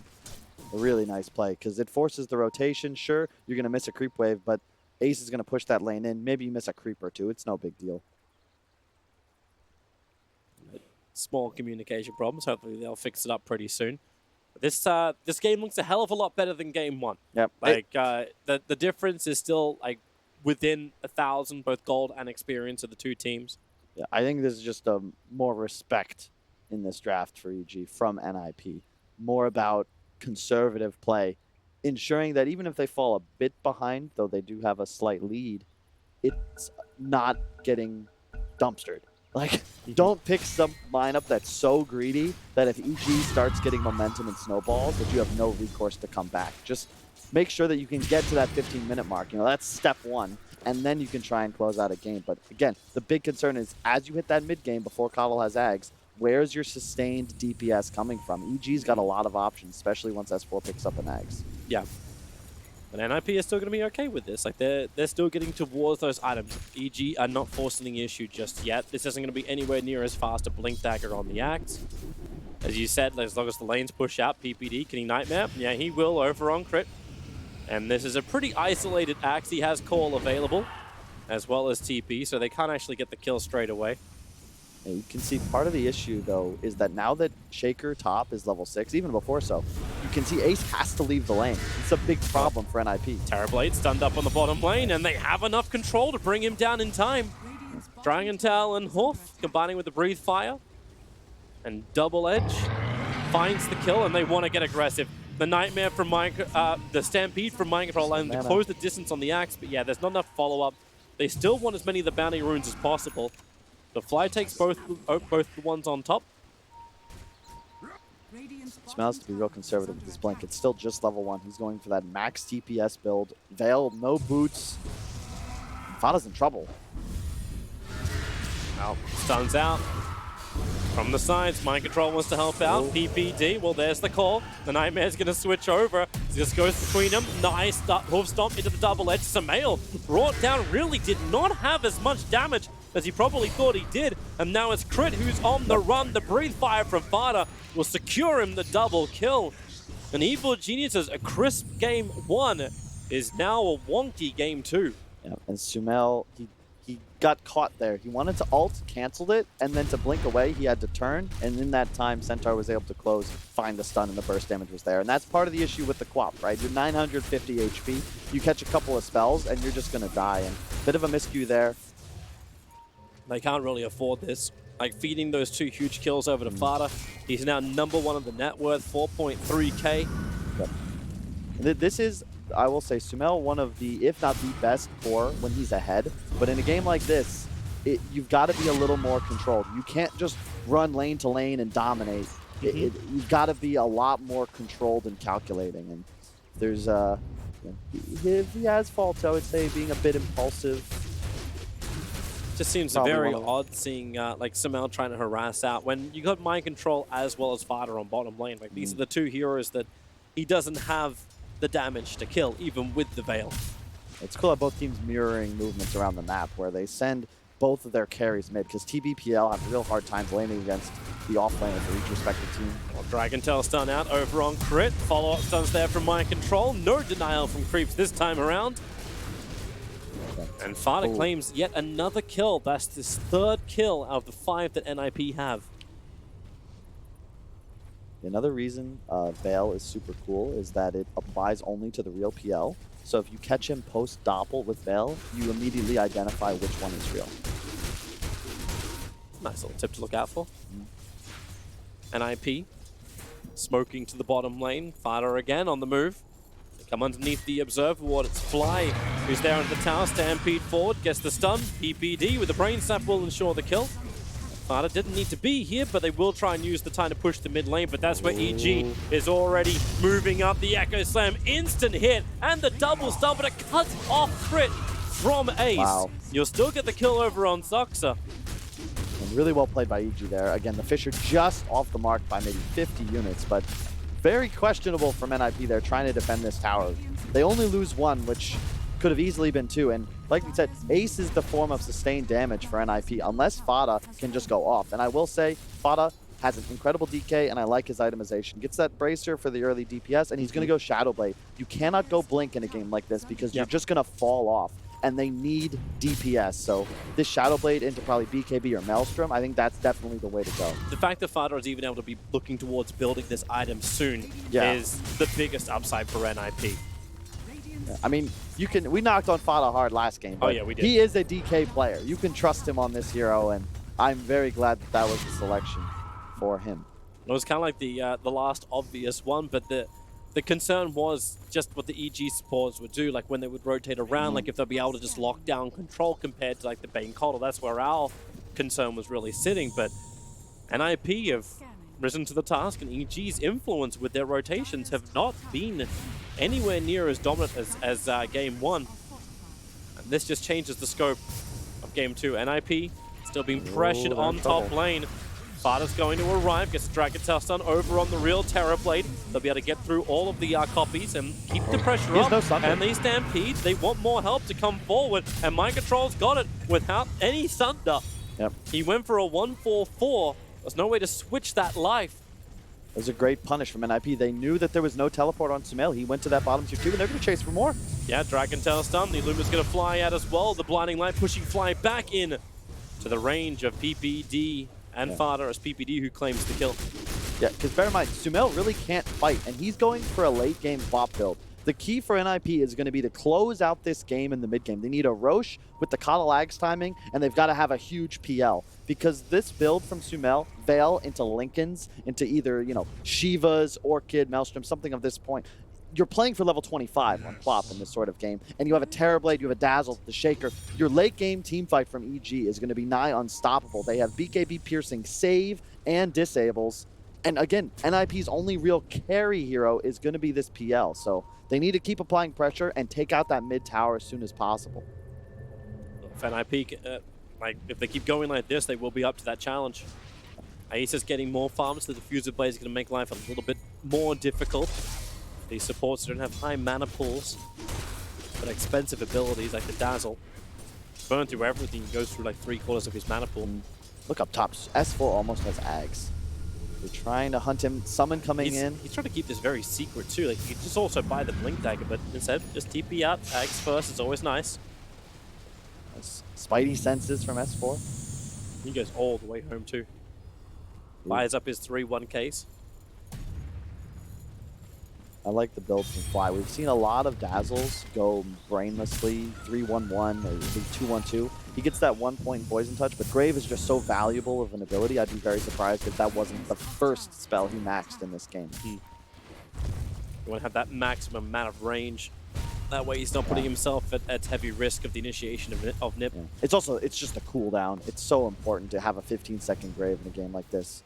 Because NiP's whole lineup revolves around finding that initial target with the burst combo, the Blink Centaur, Shadowblade DK, somebody goes down, and then you stampede to find further. Pressure from Ace on bottom lane. Fada's trying to hang around, make the most of this Shadowblade, because he was denied that kill over on top. Fada's kind of been in limbo for a little bit. He's on Sumail. Ace could be in trouble here. That Veil will be huge if they bait the Doppel, but here comes Peter and an Invis DK. Yep. Turn very, very quickly. Remember, you still got the Stampede for NiP to try and bail out. Yeah. Not to mention, Centaur has completed the Blink Dagger, so Mind Control's got a jump of his own. And really great warding from Peter as well in this game. This trio of wards that he's got, this defensive one in his top jungle area is sniffed out Fly's rotation, and then they've got one on mid tower and another on the bottom shrine. So optimum map control for Dire here in very important places. It doesn't pay just to have wards up. You want to ensure they see areas of the map that you're trying to play around. So PL safeguarded bottom, and this makes it a lot easier for Soxa to continue to play top safely. Yep. Fada's being pulled up towards the top. So we get to work with show. Soxa, but at the same time, Aghanim's is there for S4. So he's ready to jump at Fada. He slips in around the back. He's starting over on Fly. Wants to make sure there's no shallow grave, but the fissure, it'll create space and the shallow grave. Fly will begin its run, but with the weave, they're thinking twice about it. TP out from Fly will be successful. Gets regeneration from the fountain to make up for the dot effect, but a little bit deeper in. Mind controls on the run away from Sumail. Blink forward. Dragon Tail stun from Fada. It's good to keep Axe away.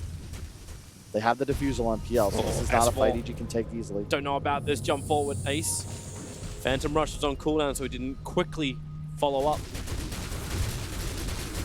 Yeah, really, well, both teams, you can't really take fights into the enemy side, because while I've been saying NiP is burst damage heavy, I think EG, they're looking to play the same, especially once Dazzle is out of the fight. You don't really have the sustained damage until the meta Terrorblade is up and BKB'd, and that's not going to be online for a bit. They didn't have meta for that engagement, and you just can't contest a PL defusal without all of your cooldowns ready, and they want to play fights the same way. Initiate with the dunk, with an axe call, find an open and kill, chase for more. What a ward, just watching S4 move away. They wanted to actually hunt and probably get down a fresh observer ward on PPD. A 3-man smoke up, and then it's the same for Evil Geniuses. A 3-man smoke up, and now they're heading into the Dire jungle. It's pure mirror strat. It's just a little bit of an echo delay. Yeah. You need Fly behind the Terrorblade, though. Arteezy in a little bit of danger, but that's the beauty of Terrorblade. You don't actually need to push out the lane. You just send your illusion, because that's balance. I like the wards placed, though, as you said, from PPD. They refresh this one ward, well, they place a new one, actually, just in this area that will miss, that doesn't get dewarded by any of the sentries you traditionally place around this hill, either on top of it, to the right of it, or below it. It's a more advanced ward. Not quite as much vision, but far less likely to be countered. And they do refresh. This is the same exact concept with this one he placed on Ancients. It's really nice. Much information, and hope it gets through full duration. Top tier 2 tower is getting brought down. Arteezy does not have to burn Metamorphosis for this. I'll make the most of this money. Sumail's building for Linken's. Arteezy's building for BKB after having the Dragonlance and Yasha already up. But NiP, they'll need a trade-off. Bottom lane will have to be it. Meanwhile, Bounding Rune's 20-minute mark. Time to secure. Yeah. But bear in mind, this is that Radiant advantage, where the towers they've taken, look at Roche and the map control they've established around the pit. They can't do it yet, but they always have that option. Dire, you're forced to play Radiant safe lane, and it's just so far from the pit. Yeah, you've got map control here, but all you're ever really able to do out of this is mirror. You can never threaten that big objective. And again, it's just the mirror, like the wards placed by Fly. He's got 2 that are in very difficult places to counter ward. He sentried preemptively, so he's sure that he wasn't seen. And they've got control, again, over that critical Roche pit. Cloud of Lags has arrived, so it took 20 minutes to get it up. But this is now very safe D-push, having that bonus during daytime, so... Ward sentry, they found the DK. Yeah, Fada jumps out, goes after the axe. Just a quick stun. You'll be okay. Even with Stampede, and they knew they had the Illuminate behind him. And this is so cool. You see they actually sentried out the ward. They didn't find it. Smoking around the side. They're going to wrap a long way around? Or they're coming down. Look at this. It's a perfect circle. Arteezy is smack bang in the middle of this. They'll see him for half a second and realize with the new Observer Ward where he is. But Arteezy, the pings are coming. They didn't scan for it. He just feels it. Shadowblade will wear off, and then the ping arrives. Man, we Dota's game of inches and seconds. You can see Arteezy, as someone was drawing, like, this is an unsafe area of the map. Exit immediately. And he makes it out just in time. I love this from EG, though. This is how you do it. Play as 4 in the enemy jungle. At some point, NiP is going to have to push out mid lane or check your positioning. And look at this. They're in a perfect position to hunt, but a dire scan, man. Both of these teams on point with their movement. So it's a low-scoring game. 1-8, 22 minutes in. But PPD. Oh, okay. Well, that Observer Ward died pretty quickly. He put his own sentry down because he was worried there was vision in the lane. But everyone's been very creative with their ward placement, so it's difficult to find them. Yep. And it's cool, too. The reason that they don't die there is because the PL and the Centaur were off-map. as Peter ran up to ward. So yeah, you could theoretically initiate, but because S4 has Ags and not a Blink, he's very, if he W's in, and then there's just a Centaur reinitiate in a PL, he's in big trouble all of a sudden, and their Terrorblade was too far away to assist. BKB finished on Arteezy. They might be looking to do Roche at some point. Bear in mind, daytime, 1 minute, 20 seconds away. That's when NiP's timing is to start making moves, take mid tower, look for Roche. And that's the part of the game EG would be most threatened by, so I'd like to see them look for a fight before that comes online. I think that's what they're trying to attempt to do around the mid lane, but they'll start up Roshan before the daytime. The Blink Dagger did get picked up by Fada. He's showing it on the bottom lane. This is big. So they can jump into Roshan, but only if they know what's going on.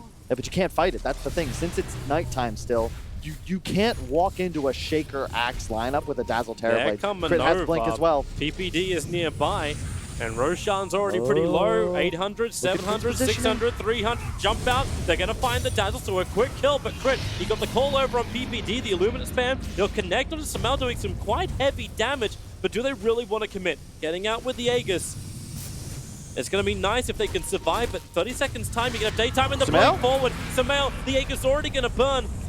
And the Fiends could follow up instantly there, so S4 cannot give it, and it's just stun control after stun control from NiP. S4 and Samel will fall.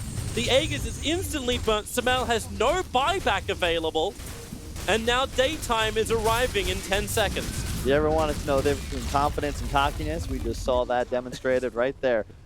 Crit ran topside, going to loop around back to the shrine. Arteezy's farming Ancients, and Sumail's just hanging out trying to CS mid. Of course you're going to go down.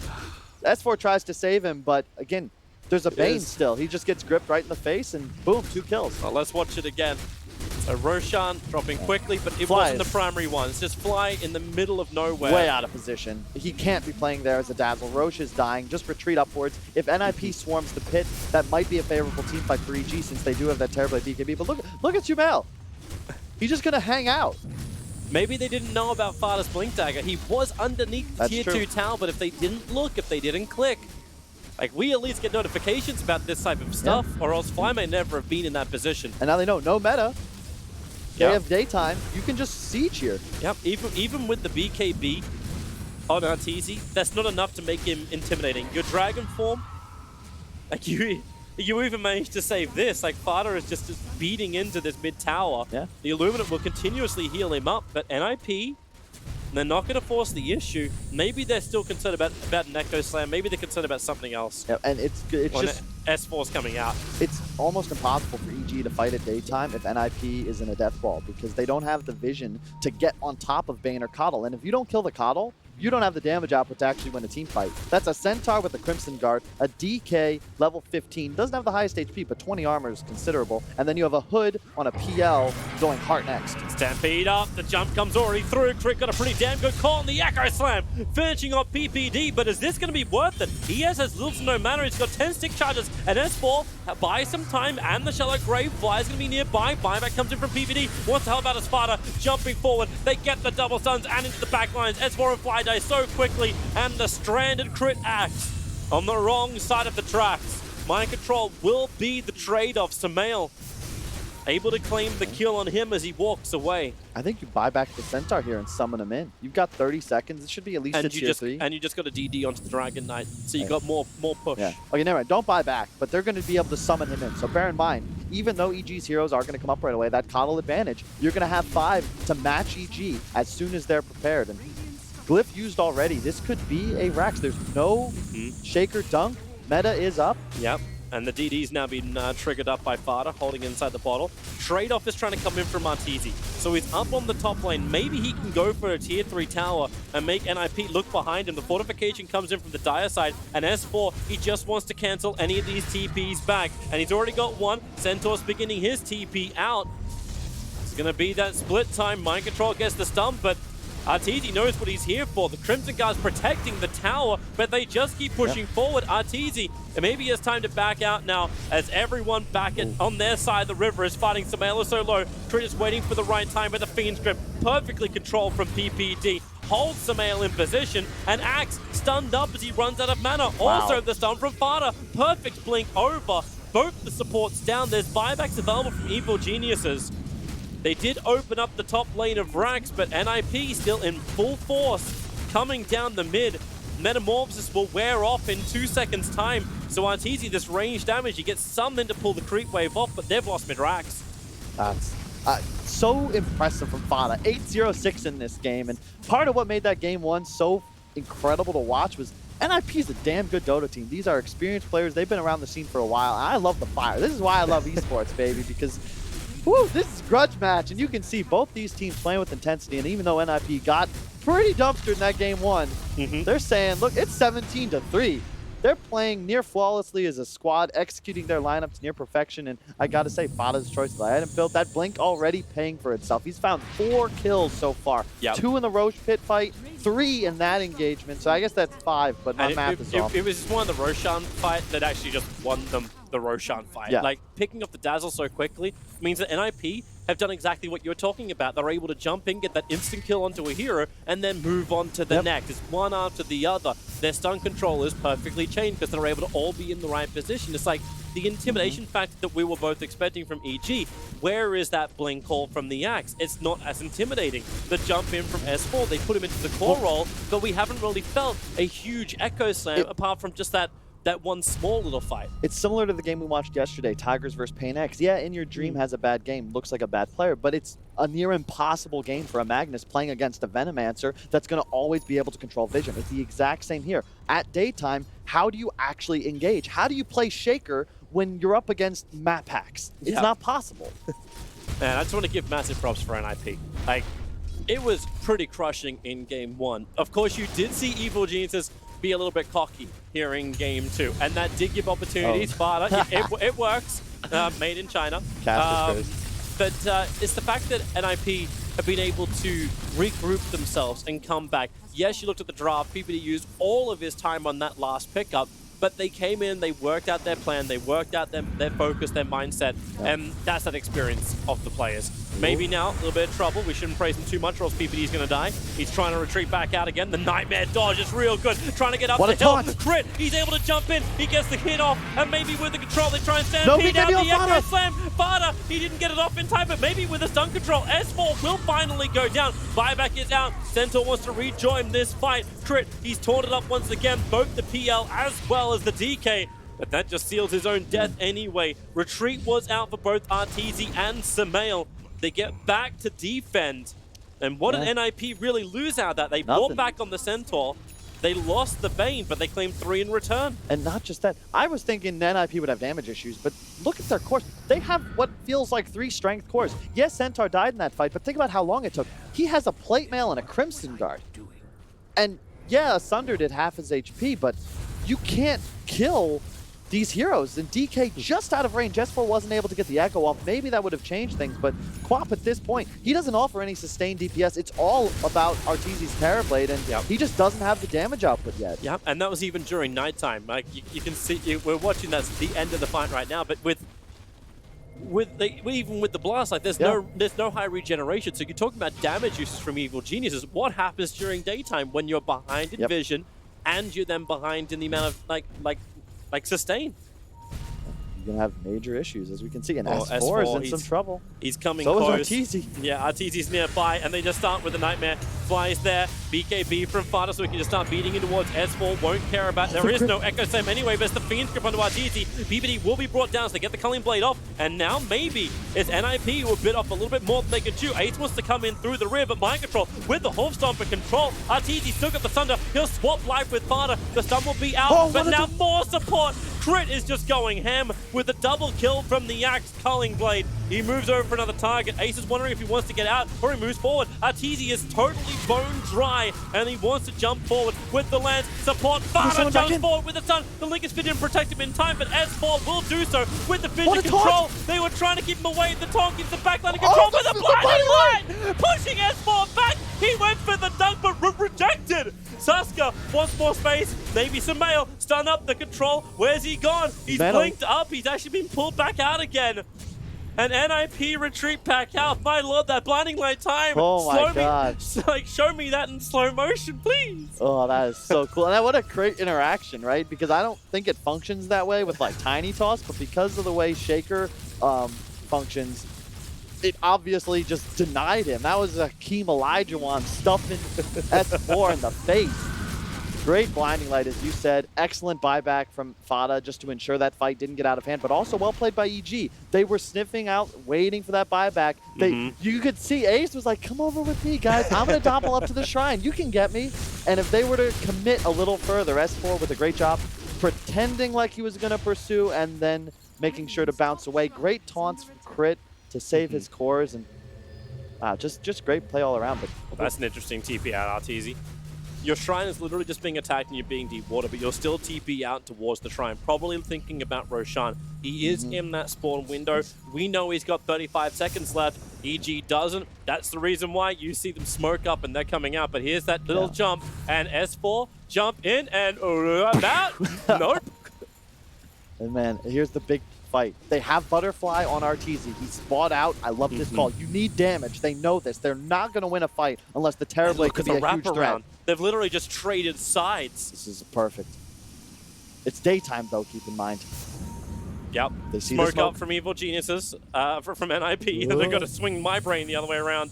And no one's quite certain. Okay, the smoke will break on EG. Roshan has now spawned up. Keeper of the Light sees all. Remember, it is daytime while they fight this, so Sarx is giving that extra vision. And Evil Geniuses are very uncertain about, so they can just creep skip for the moment, even though there is a creep wave inside the base attacking the tier 4 towers. This is how you have to play it, though, if you're EG. Because if they're in range of blinks... They're starting Roshan? They're going to sit inside? Yeah. This is dangerous when you make more and more copies. You know ES will want to go for this. But there's no way he can get in. They have a gem, they have a sentry down, they know where EG is. Look at Sox's positioning, it's flawless. They just have to blink the axe. Like, Crit almost has to go this blind if they can't see in, and that's exactly what he does. He blinks in, they'll get the jump out. Samel, he was winding up for the ultimate, but now it's DK getting the follow-up stuns. Crit will be kept alive. There's the backline's mind control, controlling up the Dazzle, killing him off. Even if the Shallow Grave is there, there'll still be the axe falling. Roshan being contested, S4 versus Ace, the battle inside the cage fight. It's the pit. Buybacks come thick and fast from Evil Geniuses as they realize Arteezy, with no buyback, has been isolated on the stairs. No Sunder, no mana for it. He's down for 80 seconds without buyback. The rest of the supports arrive. Crit jumps in. He missed the call, but now here comes S4, but the Dragon Tail stun. Fada hit him in flight. Who's the real bird? Echo Slam comes, but the damage is minimal. Crit will die. I think they've burnt way too much. Samel can blink away to safety, but because he's mana leaked out, he can't get away. Fada is hot on the tails. He smells the blood, the dragon blood, and Fly is the sole survivor to defend this. Good luck. You are a word I didn't want to say. That is pretty much the game. NiP taking no chances. They're just going to say it's over. We're going for strong. You can see, you can't take that fight. You need to if you're EG, but it's near impossible. That's a hard hood PL in the pit. You just don't do enough damage. There's 2 blasts from Soxa coming through. The initial sleep from PPD just to ensure there was no 100-0 combo that could be output. And thank God Ice Frog put a mana cost on level 3 Sunder. He was probably dead. Arteezy was probably dead anyway, but at least you couldn't use it because it cost 50. He was That's part of the reason PL counters the TB. Really well done by NiP. I cannot believe they were able to pull out a performance like that after the shellacking they received in Game 1. And I'm glad we get a series worthy of the upper bracket between these two all-star squads. I was really worried about it because, like, we came into this series and I was kind of hyped at the start of the day. It's like, it's EG versus NiP. Like, if PPD pulls out a really good draft, like, I thought it would be looking really, really great. Maybe that was just the issue in Game 1. They just didn't feel strong in their drafting, didn't feel great to execute it. Game 2 comes around. Execution was wonderful. We've got a Game 3.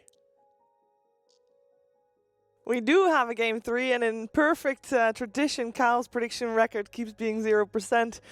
It was definitely an interesting showing from both EG and NiP here to talk to you about that second game. We've got Grant and Piladai and BSJ. BSJ, you believed in NiP. I did. You did. At first, I was doubting my prediction, and then when Kyle gave me that in-depth explanation about why I was wrong, I instantly gained confidence. But it's one of those things where people look at that draft and they go, "How does PL have success against those heroes?" And PL's a hero that, as long as he doesn't have to go in first, he's not countered by these, Earthshaker heroes, especially when Earthshaker doesn't buy a blink, because then he can react to all the stuff Earthshaker's doing. I think him not buying a blink on Shaker was a pretty big part of that loss. So many times his, initiation got canceled. Even in the last fight, he got he jumped up in the air and got stunned as he landed. So then he can't, like, it's just a perfect example. Like if you jump with the Ags, you get mana leaked. Like you take the mana loss, but if you blink, you don't. So I think, like, you know, Sumail's build was a little suspect, like you said, Grant. I think Queen of Pain as a hero is still really bad. And I think the biggest thing, I'm sure we're going to see it on the replays here, was that rotation bottom at, what, 10, 15 minutes in, where they got, like, a triple kill on NiP on Sumail there. Like, he didn't get the Sonic Wave off, and they got triple kill. I think that just, like, completely turned the game. Yeah. Not even turned it like, won him the game. Momentum-based hero shut down like that. And DK, right? DK was, like, 500 behind the quad, and then all of a sudden he was 2,000 above the Queen of Pain. You're like, how's a DK doing that? I think that was, like, such a big rotation. Yeah. No, they definitely got the correct matchup. But I feel like I knew it when they picked the Queen. I mean, obviously, like that Queen's so bad. Like Sumail is such a good player, but if even Sumail can't make a Queen work, exactly, even he can't make it work. That's how I feel about that. And I mean, obviously now we see that NiP's counter to Terrorblade is Keeper of the Light. So that's something both teams need to like EG need to think about that if they think they can handle it, or if they need to switch it, because they played that lane very well. Like him and Mind Control, even the first game which they lost, like they were doing very well.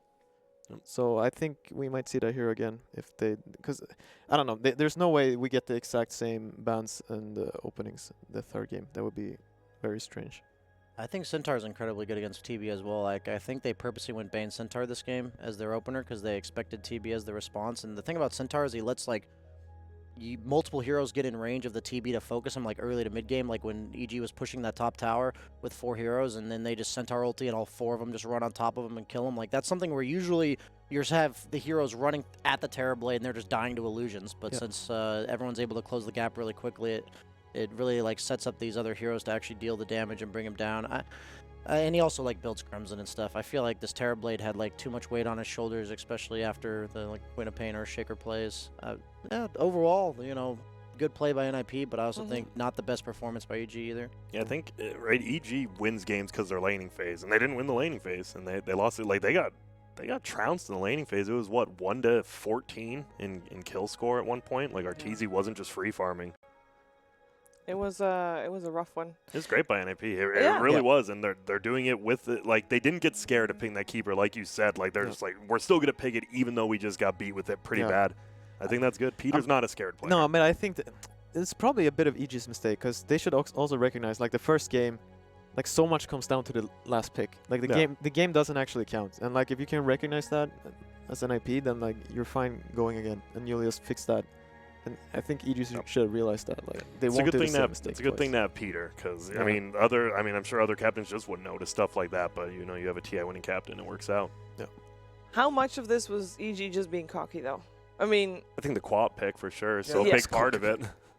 Part of me, honestly, when I saw the quad pick, I'm thinking to myself, he's just gonna, like, die twice or something from, like, he just seems so calm. Like, yeah, I think overconfidence was a big part of it. Like, he died several times, like the one bottom Grant mentioned, and then the one mid after they took the Aegis. He's just, like, walking out like he's unkillable, and he is, and, like, because last game he was unkillable, and this game he is absolutely killable. And that's what, like, one of the main things I liked about NiP's draft better this game was they can kill these heroes.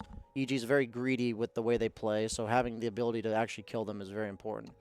Peter had a positive ratio. It has been a little bit in this tournament since we've seen that. I mean, it's no slight to him because he does play the 5 role, but you just don't see it. I mean, 4-3-14, that's a pretty good Bane performance in this game. That's nice. NiP had a lot of disables to their advantage as well, just to help. I mean, there's been a lot of talk on the panels, like just draft stuns and you win games. And in this game, definitely there were a lot of disables, and it was evident that they used them well. Yeah, I mean, Dragon Knight is a really good hero. It's just, you know, but you just, you know, you give them the softball with the queen, you know, like that's one of the classic matchups. I mean, he obviously, I guess maybe he was predicting. I'm not really sure, because he seemed to have an idea how he wanted to play against this Dragon Knight. Like, you're gonna max Shadow Strike, and that will be enough so you can pressure him. Yeah. And he was out farming him, but it was literally just the first DK rotation, right? You smoke or you just get your level 6, and he got a DD with his level 6 on DK, so obviously that came up in his favor. And once that one rotation happens, solid 2. Yeah. Indeed. Well, it does mean that we'll have a game 3. I'm sure that I'm not the only one excited about that. We're gonna have that happen right after the break.